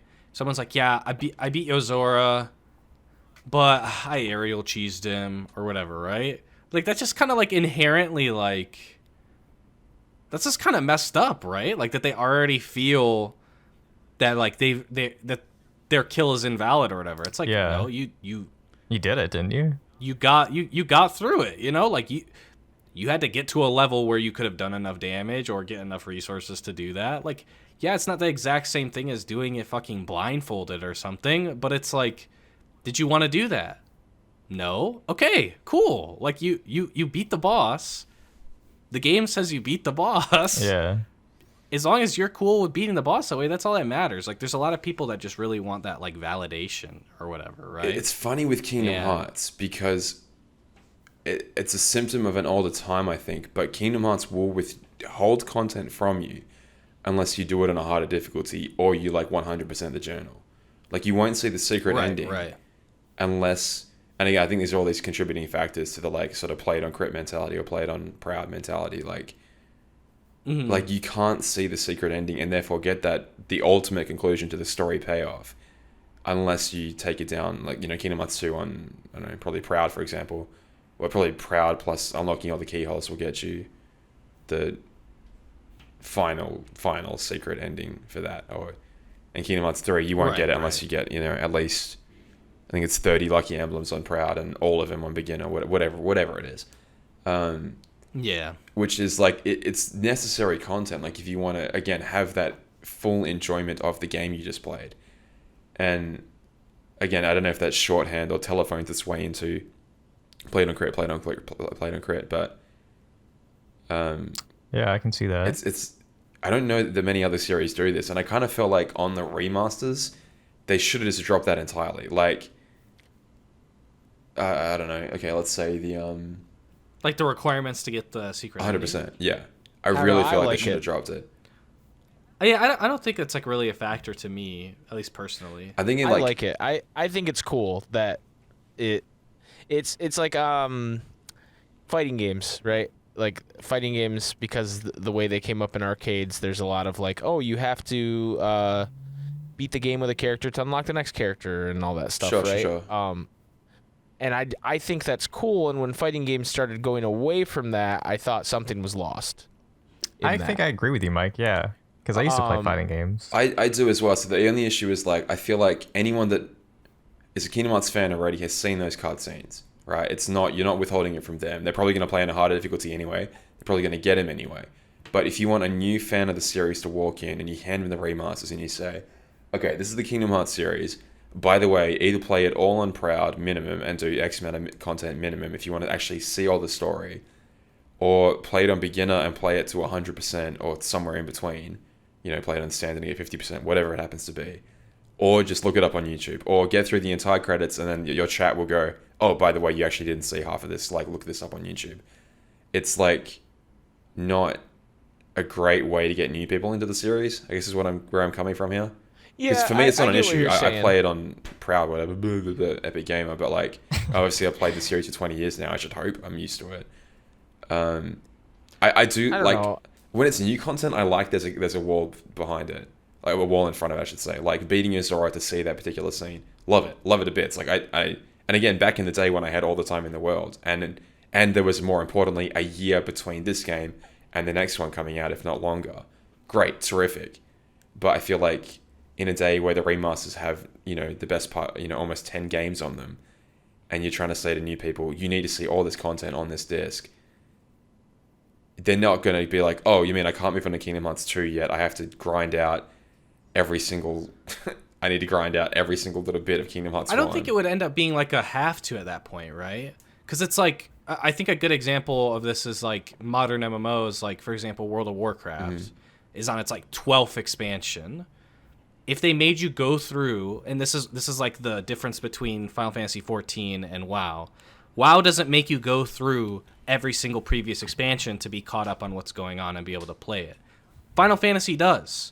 I have to go through and play every single expansion in a row. I can skip the cutscenes and stuff, but it's still a sizable amount of content that I have to go through in order to get to where people are at now, right? And it's like...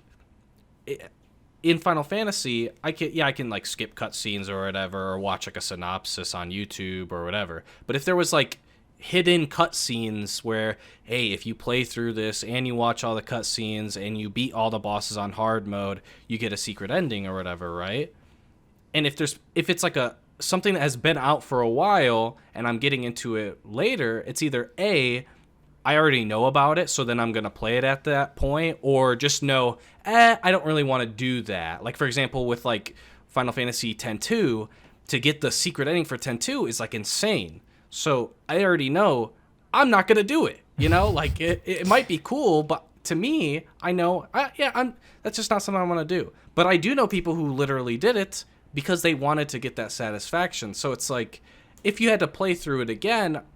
if that was something that was like worth it to you, because like, for example, playing KH2 original, not FM, I had to replay through it on FM, and it's kind of like the Pokemon thing where it's like, they put out the first two, now here's like the upgraded version, like, I think for people that are getting into it the first time, it's not going to feel like I have to, or it's either you already know and okay, I'm going to watch this on YouTube or whatever, or your chat's just freaking trolling you and not letting you know, right? Like they're all griefing. If you're a streamer, and you're aware of that I'm just going to watch it. Yeah, I'm just going to watch it on YouTube like it's not a big deal. I want to get on to the next thing. I think the biggest criminal of this is Birth by Sleep, where it's like there is literally a final episode or even the secret episode that you cannot play. It's actual... like, cutscene's one thing.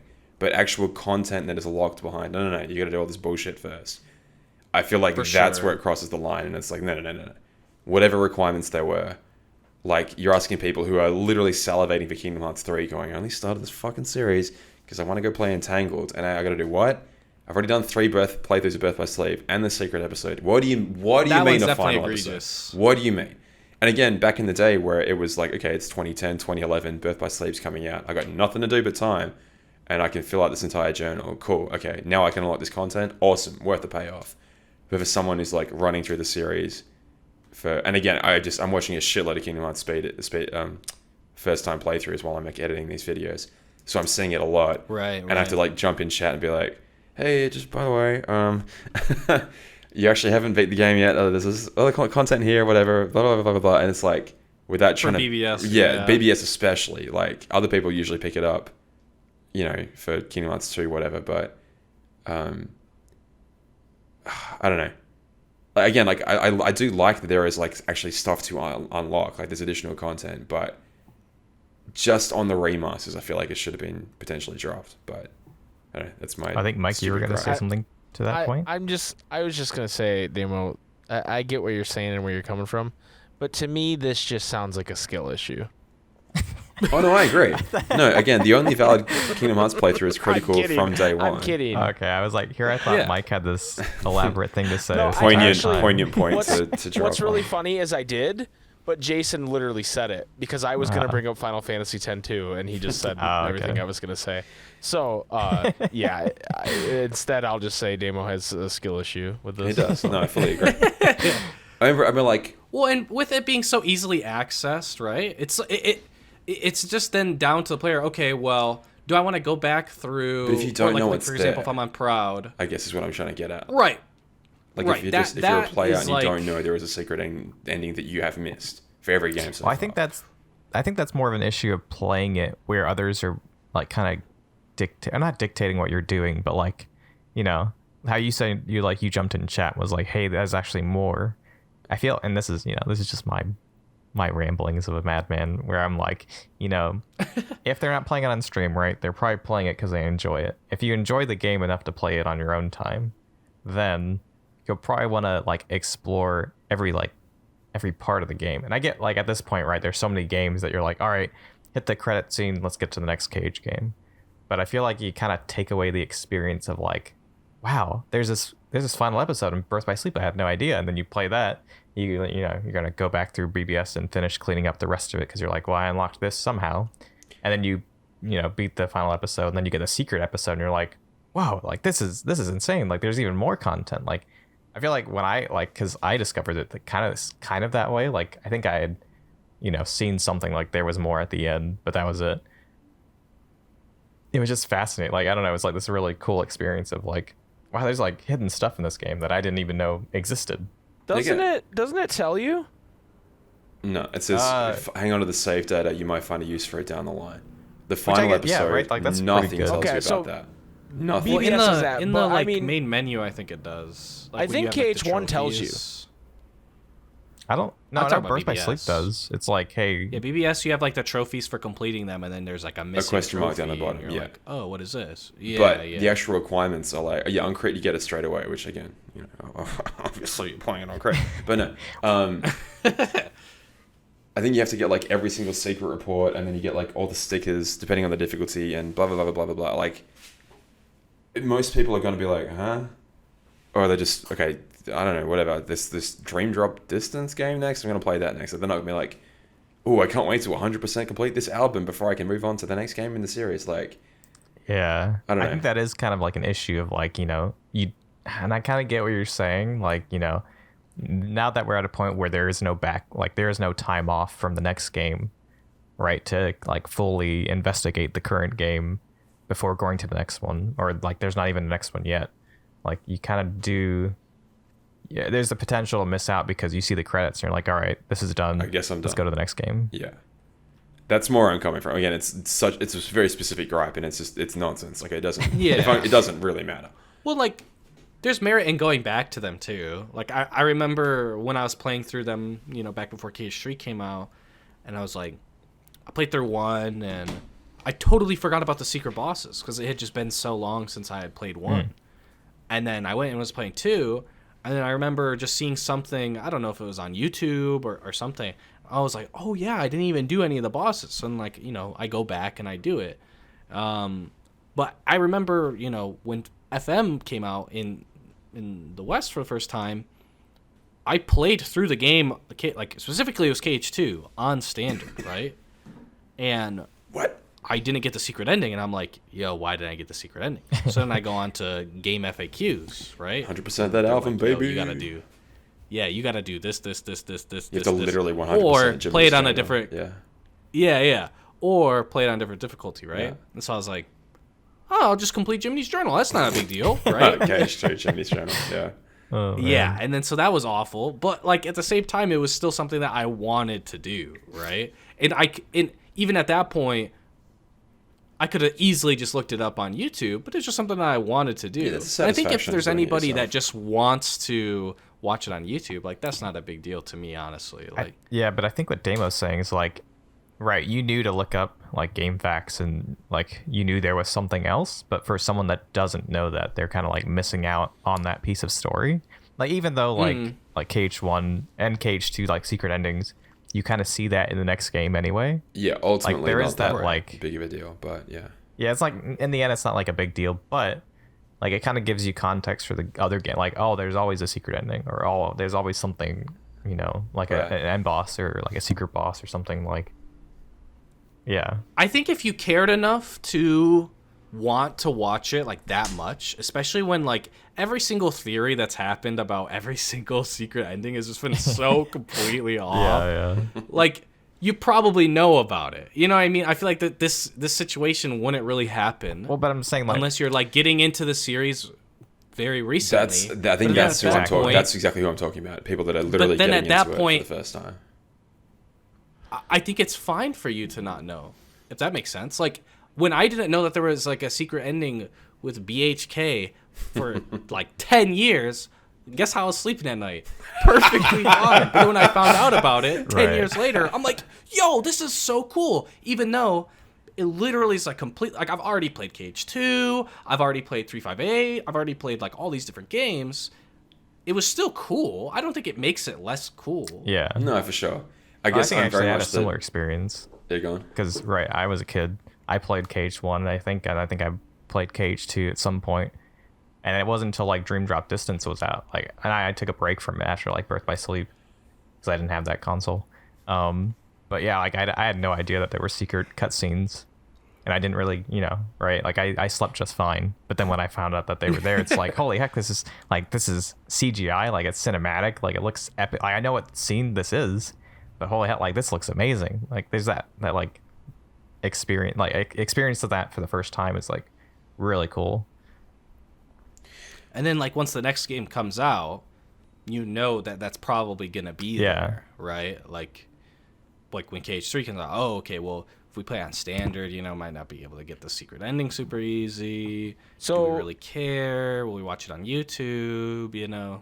Basically what Damo wants here is when people saw Iron Man in 2008, an usher came out when the credits started rolling and said, "Hey guys, don't get up from your seats. There's something at the end of the credits," and walked out. There's big beefy dudes blocking all the exits and saying, "You will sit your asses down. You were going to get every bit of this story content, every single bit." And so seatbelts and like arm restraints just latch. The credits roll and then clack. Yeah, you're locked in place. Large bodies blocking the way. I guess that's where I come from though. Like, obviously, lore nerd over here, but I do feel like I want to go into the next game with every piece of information from the previous one. And I get that most people like could give a shit, like barely paying attention to the game at all. But yeah, I don't know. I feel like you wouldn't want to handicap yourself by not knowing or not having all the developer intended information going into the next one. But also, who cares? Again, most of the time, secret endings don't mean shit. It's only kind of really recently. Well, I'd say probably from Birth. Birth by Sleep is really where it turns for me, where it's like Blank Points is incredible. It has so much lore in it. It's probably one of the best cutscenes in the entire series. I know you guys have talked about it. Didn't rank it as highly, but I love Blank Points so much. Criminal, yeah. It's overrated. It's the worst. Blank Point is probably my favorite secret. Blank Point's more like Blank Mind because I'm so bored watching it. Okay, that cutscene now we gotta go. That predicts the ending of Cage 3 in my mind. Predicts. So it's a spoiler. You should hate it. Literally, it sets up the entire following 5 games. Yeah. Yeah. But like the fact that they just like nonchalantly put this at the end of that, like, here's everyone Sora's going to save. Cool to me. Super hidden thing. Yeah. Right. Like, you see Sora disappearing, you're like, what? That just happened at the end of Cage 3. Like, I don't know. It's fascinating. I mean, I think there's different story implications for it, but I think if you care about the lore that much, you will find it. Yeah. Like, what were you saying? Like, if you are like the anomaly that like Damo is saying is that like you bought all the games from GameStop for a nickel. You don't even have internet at home. Right. You played through every single game, but you don't even know that there's a secret you refuse ending. to Google because you're a Watercage spoiler afraid. You're like, That's okay, me. I'm not even going to look on the internet because I'm so afraid of spoilers. What do you mean there was a... Yeah, okay. Well, then you would just replay it once you eventually found out. It wouldn't be that big of a deal. Yeah, but, or you just watch it afterwards and be like, yo, this is so cool. Yeah, you get more enjoyment potentially later by going, what do you mean? there's like more when I saw like the more 3D the animated recom scenes, I was like, yo, this is so fucking cool, dude. I didn't even have recom at that point. I just had com. My first experience was the PS2 version. PS2 version didn't even come out to the European market. They just simply refused to release it. My first time with RH Chain of Memories was... Math in my game? No. Wasn't it like free or something? Wasn't it like a pack-in with something? It was bundled in with 2FM in Japan. That's right. Really? Yeah, which is why they're so linked together, and that's why you have all the absent silhouettes from 2FM, because they just literally made all these assets for the Chain of Memories remake. And that's why it reads your save data in KH2, I'm pretty sure, to give you the special cards for...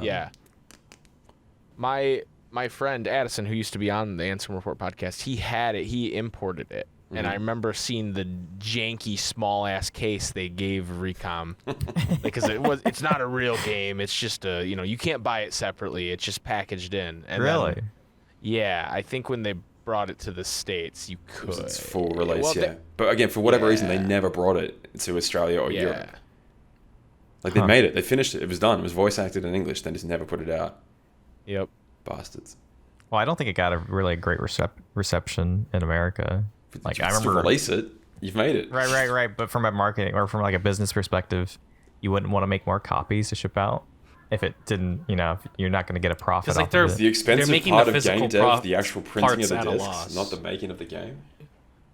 Well, that's literally where all the money goes. Yeah, you got to make the marketing. You got to put money into the distribution. They sell consoles at a loss. Honestly, at my new job, there's the product is like the most, like the smallest portion, I feel like, of the entire, like I could be totally off on that, but like my experience is like, the distribution, marketing, sales team, like all of that is where like you spend the most money, because you have to like get the product out, right? And then you have to get the people buying it. So you got to get like interest and availability. And so like if you kind of test it in America and it doesn't do well, you're probably not going to spend another like, I don't know, 5 or 200K on getting it distributed to New Zealand, Australia, Europe. What about just one copy just for me? And then I don't care about anyone else. Yeah, I think they could. Yeah. That'll be like $500, please. Oh man. Oh god. What do you guys want for Kingdom Hearts 4 in terms of like difficulty? Do you reckon Kingdom Hearts 3 was roughly about right? Because I feel like a lot of complaints were levied towards it was initially too easy, then Crit was too hard, and then the DLC was way too hard for a lot of people. Where are you guys at in terms of that? I think they should balance it no matter what they do. They should, whether they decided to do Crit from the get-go or not, they certainly should balance it a lot better. It doesn't super matter to me because difficulty isn't a huge driving force for me if I'm gonna like a game or not. But I think how they do things right now is fine as long as they balance it. Because when I'm playing Kingdom Hearts for the first time, I'm probably not gonna pick beginner, but I'll pick standard. I'm trying to get through it. I'm not trying to grind to get through it. But when I do want to go do those challenges, I want to have fun. I don't want to I want there to be tools to deal with Crit or Crit level 1 or level 1 in general, which I don't think Kingdom Hearts 3 did the best job of. It did better than 1, which definitely was not designed with proud level 1 in mind, but they had the option in the remaster. But it's still, I don't think it was as balanced as 2 was in that regard. So I that's what I would like to see, is just balance, not necessarily a difficulty spike or a lessening of the difficulty. Because KH3 is a bit on the easier side, and they wanted to reintroduce it to people that maybe haven't played in a long time. And I think they succeeded in that goal, but I think a lot of the hardcore fans were left wanting more. Mm-hmm. You think Crit gave them what they wanted, though? No. because those guys, they want difficulty, but they want fairness. Like that's a very important thing to those guys, is being fair and being like, if they lose, it's because of a reason that they can understand, not something where it's like, it's knocked off screen. I died in one hit and I got knocked off screen by something, or that kind of stuff. So I don't think they were happy with. I think people were happy with Remind. I think I think that whole Remind for like the difficulty, in terms of difficulty, I feel like people were happy with that. But I think the crit guys were probably not happy with the crit stuff. I think they'll tell you pro codes are pretty cool, though. Yeah, I mean, in Remind, it's a little more balanced for sure. Mm-hmm. Like, you're not dying off screen to the vulture and you're just fighting one thing, right? Yeah, you're fighting one thing, so it's so yeah. I guess to your point, Water, they people that like that kind of challenge, like a base game crit, but the base game crit was not good. I think, and this is my right. Crit was something they had planned, and then they took it out of the game, right? There's code in there that was for crit. They're like, oh, this isn't too balanced, so let's just take it out. And then for me, that's more of an indicator of like, all right, what can we do to give a challenge that fits the mechanics that we've installed in the game? And I feel like they were like, oh, pro codes, or in Stranger of Paradise they have a similar system. It's like, they made the game with the like mechanics in place, and then they're like, we can just turn, if people want to play with no cures but want limits on or something like that, like you have the option to do that. So I feel like it was balanced for proud mode with pro codes, but I think they had to pull out crit mode because it wasn't balanced. Like they had made it in a way that crit didn't work, and I feel like maybe if they spent more time on it, they could make a way where you balance like whatever, like form changes and stuff like that. I think part of it's the AI. Yeah, the AI.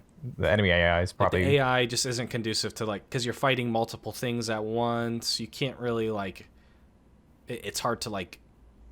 Oh, let me pivot 90 degrees left to block this thing that's coming to me while I'm fighting something the other way or something. Like...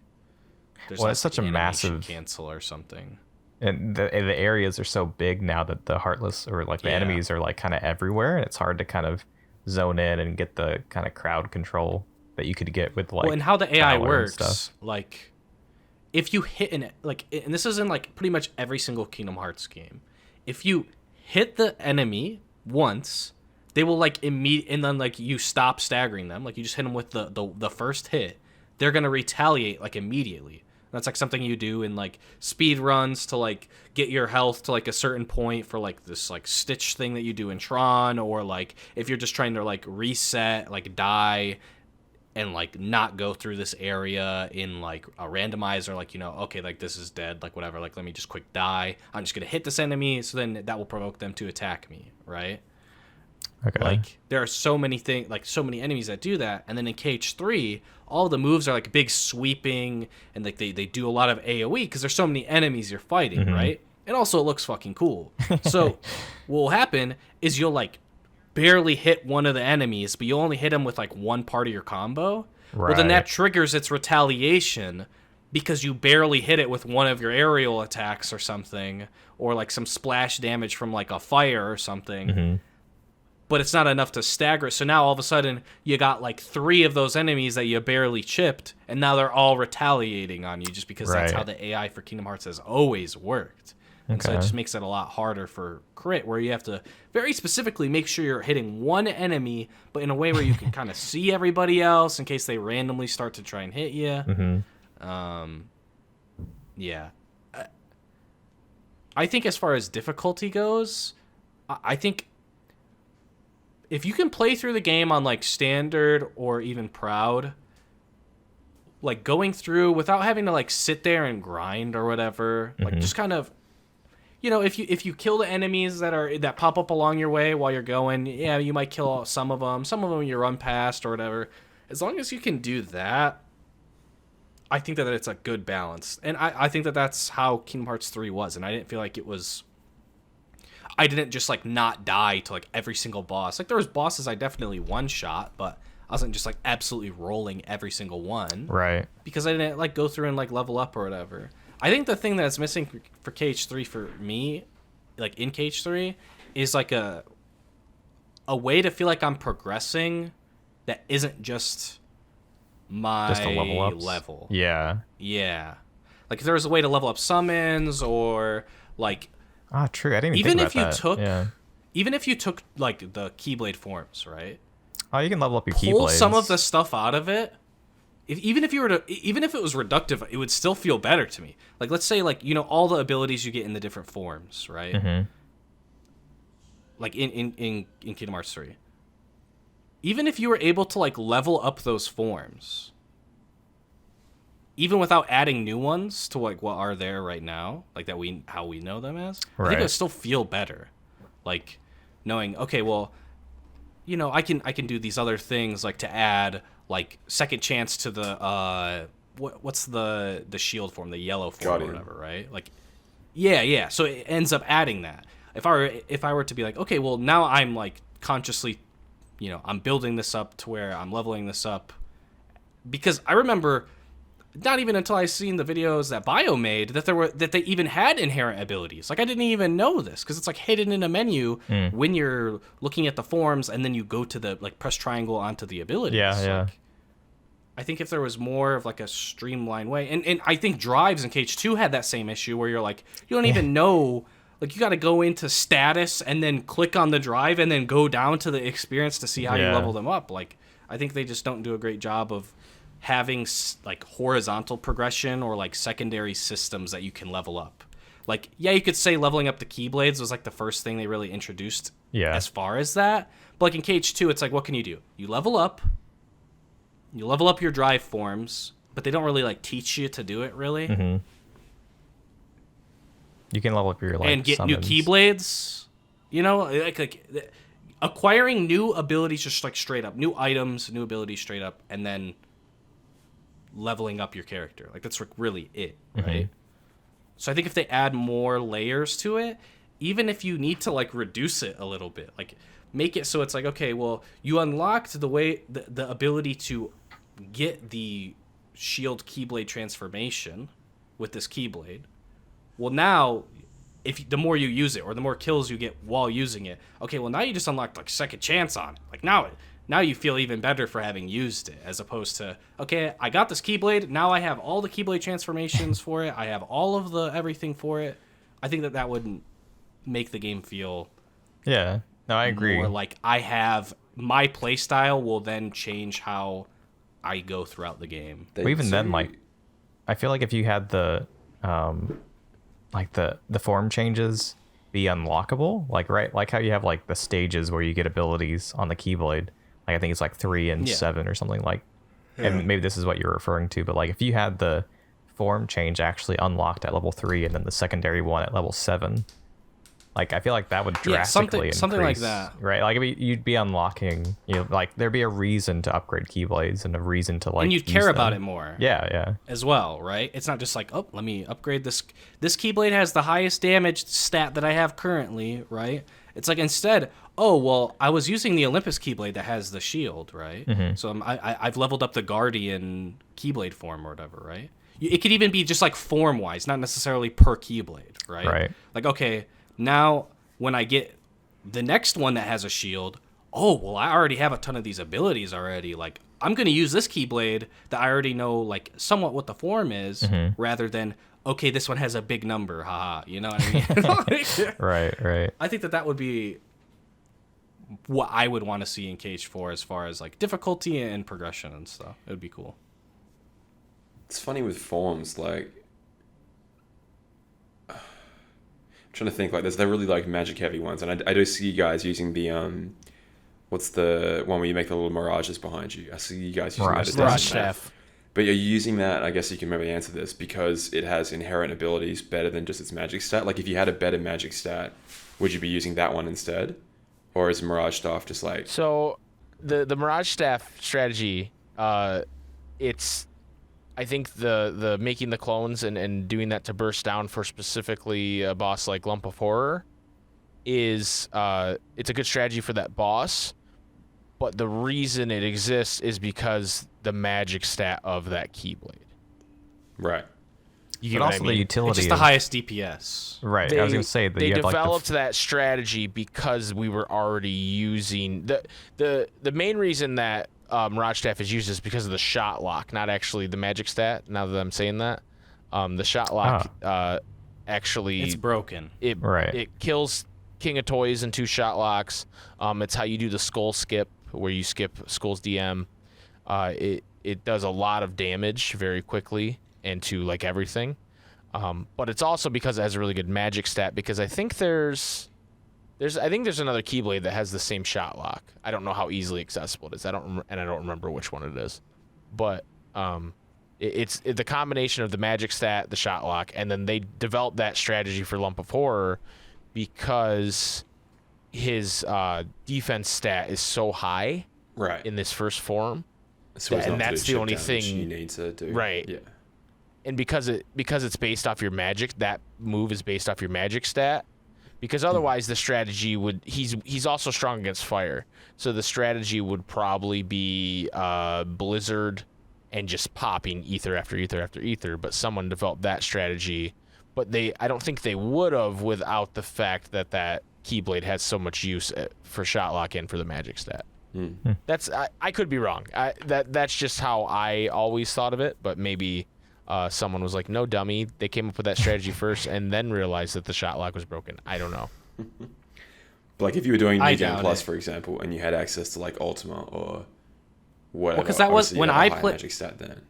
You go with that one instead. Right. Oh, I feel like Ultima just kind of breaks the game anyway. Okay, which is kind of where I was getting at. It's like forms are awesome, but I feel like, and I see those really, really, really cool combo videos on like Twitter and everything else, and it's like, at the end of the day, are you doing anything more optimally than if you were to just beat him down with a pretty standard like either Ultima or Oblivion combo? I think the way I'm actually looking up the New Game Plus category, and I'll pull up a video and I'll see if people use a different Keyblade there or not. I was gonna say I think the combo, it like you do it so like optimally that you're like skipping their like retaliation. So like in I guess that sense you are doing it more optimally as opposed to just using, like Oathkeeper combos and stuff like that. When you're doing the Mirage Staff thing, you're only pressing the X button 3 times in order to not do the finisher, right? It's 4 times, but yeah. Or whatever, yeah. Well, actually. I mean. But basically, I pushed up my glasses when I said that for the record. You're able to just like, dodge pretty quickly, which makes another Mirage thing spawn, right? Mm-hmm. In between the attacks as well. So you're like putting a ton of damage in where normally if you're just doing melee attacks, you're probably going to end up getting hit a lot more, or it's just going to be lower DPS because, like, for example, when he's, like, zooming around the room back and forth, you're not going to be able to stick on to him. Whereas if you're just shooting him with a million projectiles, like, you're fine anyway. So, I have I think the #1 New Game Plus speedrun. I skipped ahead to Lump of Horror. It's an Ultima run, but... For the Lump of Horror, they still use Mirage Staff. That's awesome. Interesting. That's really cool. Okay. Yep. Very cool. Yeah, I think Oblivion, Oathkeeper, or like Ultima Weapon, I think the fact that they're just that broken is just more of like a power creep thing than anything. Right. Because it's like, okay, well, these things were added afterward, and they're fan favorites. Yeah. We got to make it so that they feel good to get. Especially, it's like Oblivion, like you got to beat the game on crit. Ultima, you got to do all this other like bullshit in order to get. Like, it should feel good. I really like the sledding one. They get the little different bubbles or whatever, the little organization numbers. I was really confused when that happened because I was not expecting to be doing frozen sliding in order to unlock the Ultima weapon. I kept watching, and they're just absolutely abusing Ultima weapon shot lock. On Lump of Horror, right? Yeah, just projectile. Well, it's not. It's a beginner any percent New Game Plus, but they're just. It just room clears. Yeah. But interestingly enough, I think when they're just casting magic, they are using Mirage Staff still. Interesting. I guess you only have X amount of resources, right, to level up your Keyblades with. So yeah. I'm assuming Ultima is just good enough on its own with its shot locks or room clear, but for specific like magic-based DPS, maybe you want to invest in Mirage stuff. I don't know. And like if you're building up a meter in order to unlock the transformation, you need to be doing something with the Mirage stuff to get to that point, right? Unless you're like very cleverly like built up most of your meter and then switched right before that final hit, and then get into it. Yeah. But... And actually got lucky that it pops, because sometimes it doesn't. I remember. Yeah. Oh well, here's a Faraza. Thank you, game. Like, oh, great. You. Yeah, with Mirage staff, it what would happen to me would be Erosa. Right. That's like the innate build-ability of the Keyblade. Yeah, but it drive me fucking nuts. Oh god. Speaking of driving me nuts, like those fucking, I just remembered them now, but the Disney attractions, I've just remembered like with Critical Converter, you always get the, I don't know. Do you use them much you use the carousel, right? A fair bit. Yeah, you use the carousel in the speed run. You use it specifically against the Titans, and then the mob fight in Tangled on the pier. You use Blaster Blaze on the Wind Titan, right? You use Blaster Blaze on the Wind Titan. You use the pirate ship in the first Twilight Town fight. I think that's more like you don't have enough strength and magic. Like you tend to use it, and you know early it's a guaranteed on. appearance. Right, when they're a guaranteed appearance. You don't, if you do it right, well, not if you do it right. If you get lucky, you don't have to use the coaster on the Rock Titan. Mm-hmm. Like if you get a Donald Meteor, or if you just have a lot of commands built up for whatever reason, you can get away with killing them without it, and it's faster. But that one, you just get them down to whatever the health gate is that you can activate and finish instantly with that coaster. Gotcha. Obviously, use the coaster in the Thousand Heartless fight. I'm trying to think if there's Splash Run. You Splash Run a couple times, or you want to. Like with the monkeys, right? The monkeys in Twilight Town, and then there's a strat for the Tangled horses. Yep. But that's a slower strat than the optimal strat, where you use the you build up the double arrow guns into the cannon, and then you save it for the whole run. Like you build it up in that first nobody fight where Marluxia shows up, and then you save it. You switch to your other Keyblade and save it the whole time, just using it to use the double jump ability, and then you immediately fire it off against the Power Wilds there, and that brings the horse into his form. So, and that's quicker than like you just describing the stuff. It makes me so happy. It's like this whole other world of playing this game that I love to bits. It's great. I'm it's actually really cool. really happy with myself how much I remember. Well, I was just even thinking like you haven't even sped run in like sped run. I haven't speed ran. Well, it's been a while since you still retained like a good chunk of, or maybe even all of it. Yeah, I'm really holding my loved ones and tight. No memories of that, but I can tell you exactly the optimal strat for beating the UFO in Toy Story. So, right. None of those memories. They're all gone. But how you make the 13 darknesses disappear. I got that. That is one of my favorite clips. Yeah, I know. What an unfortunate thing. Like I was you just got raided, right? I was already behind, and I got raided by someone I didn't know, and they were very nice, and I was just like, hey guys, actually you guys came at a good time. I was trying to cheer myself up because my run was so poor, and I was like, I'm gonna do this really cool trick. And basically the idea is the 13 darknesses that you fight in Scaled Kayam, they share a health bar, right? So you could do kind of the Lark Scene trick from KH2 when she does her clones and they share a health bar, where you can use an area effect attack and it damages all of them, and so just boom, it just like annihilates them. And so the strategy is to use the arrow spell with the final evolution of the arrow spell, which is Ga, right? Yeah. And you cast it until you get the grand magic of Za, and by the time you do it, if you do it right, they just disappear. Their health bar's just gone. They're dead in seconds. Like one Aeroga combo, you will kill the entire boss. Like 1, 2, 3, 4, and then you hit triangle and they're dead. But what I did is I you air slide forward to get into position, and then you cast it in air. But I fucking flow motioned on one of the lamp posts. And so it screwed it up, and then they were all out of position. And so I was like, yeah, you guys ready to see this cool magic trick? Are you ready? I'm going to make the 13 darknesses disappear. And then I was like, oh, I fucked it up. Yeah. It was so embarrassing. Yeah. Because it's like the easiest, simplest trick. And they got clipped, and I cherish it. Yeah, someone clipped it, and it's one of our most popular clips on twitch.tv/Super Spaghetti Bros. Yep. Which is having a subathon. Which is having a subathon on Tuesday, the 13th of December. 13, Kingdom Hearts. Get it, guys? Synergy. Yeah. The 13th day of the month. It's pretty good. Smart boys. Oh my God, that's in 10 days of this recording. Holy shit. You guys excited?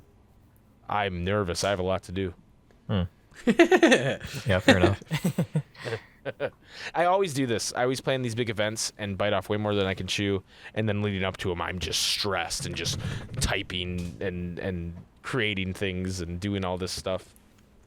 They always turn out really great, though. So, well, thank you. So be sure to check out the boys. Well, we'll let you go then, because the last thing you want to be doing is talking endlessly about my ramblings. No, and I got to tell you guys, this is the only thing I want to be doing ever. But unfortunately, I have to make money and live my life. And sleep, and eat and all that stuff, but it's the worst. Yeah, thank you guys for like taking the time, because I know it's like 2 a.m. there now, or 2:30, maybe even 3:30. No, it's only midnight. It's only midnight. Yeah, it's 12:30. Oh, did we? I didn't even realize we time shift. Cool. Yeah, we shifted. Well, but no, thank you guys for having us on. I love you both. You're both two great people that I'm so happy that I've met through this crazy Kingdom Hearts journey, and it's true. I'm a big fan. I don't want to speak for Jason, but I'm a big fan of both of what you guys do. And Jason told me he doesn't really like Damo that much, but Water, you guys you're are cool. all right. You guys are all right. But no, I'm very excited that you guys are doing this podcast, because I think you guys have very interesting things to say about Kingdom Hearts that's a little bit different than, say, what we do or what other people who have podcasts or YouTube channels say and do. So I'm excited as a fan to continue to listen. I will not listen to this episode, though. I hear my own voice enough. Yeah. No, we appreciate you guys coming on, and it's very, again, we really do enjoy listening to the podcast. Yeah, the feeling's mutual. Thank you. Thank you, guys. As much as we gotta have you two together on ours now. No, you don't want that. No, you don't want that. No, I do. I want it. Oh man, dude, what's like a fucked up topic we could? Drama in the Kingdom Hearts community with. I can't believe you guys made me come on and talk about speedrunning, and I behaved myself. Like, so I gotta think of something that you guys will hate to talk about when you come on our podcast. You're gonna be like, how am I supposed to do this? Oh god. Anyway, I'll think of something. Speaking of said podcast, yeah, please check out, amongst many of these boys' fine podcasts, but at the very least, check out the Answer Report podcast. What is it? I think it's the longest running podcast. Kingdom Hearts podcast. It is, in fact, Omniverse. Factually correct. It is the longest running Kingdom Hearts podcast. There are no other longer running ones. I would never want to fact check that. I would never want to fact check that. You don't need to fact check, because I've done. Okay, I won't. Just believe us. just believe. We're definitely not lying. But also check out the Twitch channel. Check out the YouTube channel. Out of hand. The boys put out awesome content, far more regularly than myself and Water do. Yeah, not to Not speak much for was Water. recent. my channel's just dead at this point, I think. No, we're catching up to you, Damo. We haven't streamed since October, and it's December right now. So. I haven't streamed since I moved. I was going to do it today, and I might do it maybe a couple of days if I'm not working. But haha, that phone, it keeps ringing. It keeps ringing. But yeah, boys, thank you guys so much. Thank you very much. Thank you. Yes. Check them out. Thank you. All right, guys, that was episode number 4 of the State of the Heart podcast. Thank you again to the boys. Thank you to Water. And yeah, we'll see you in the next one. Bye. Bye. Bye.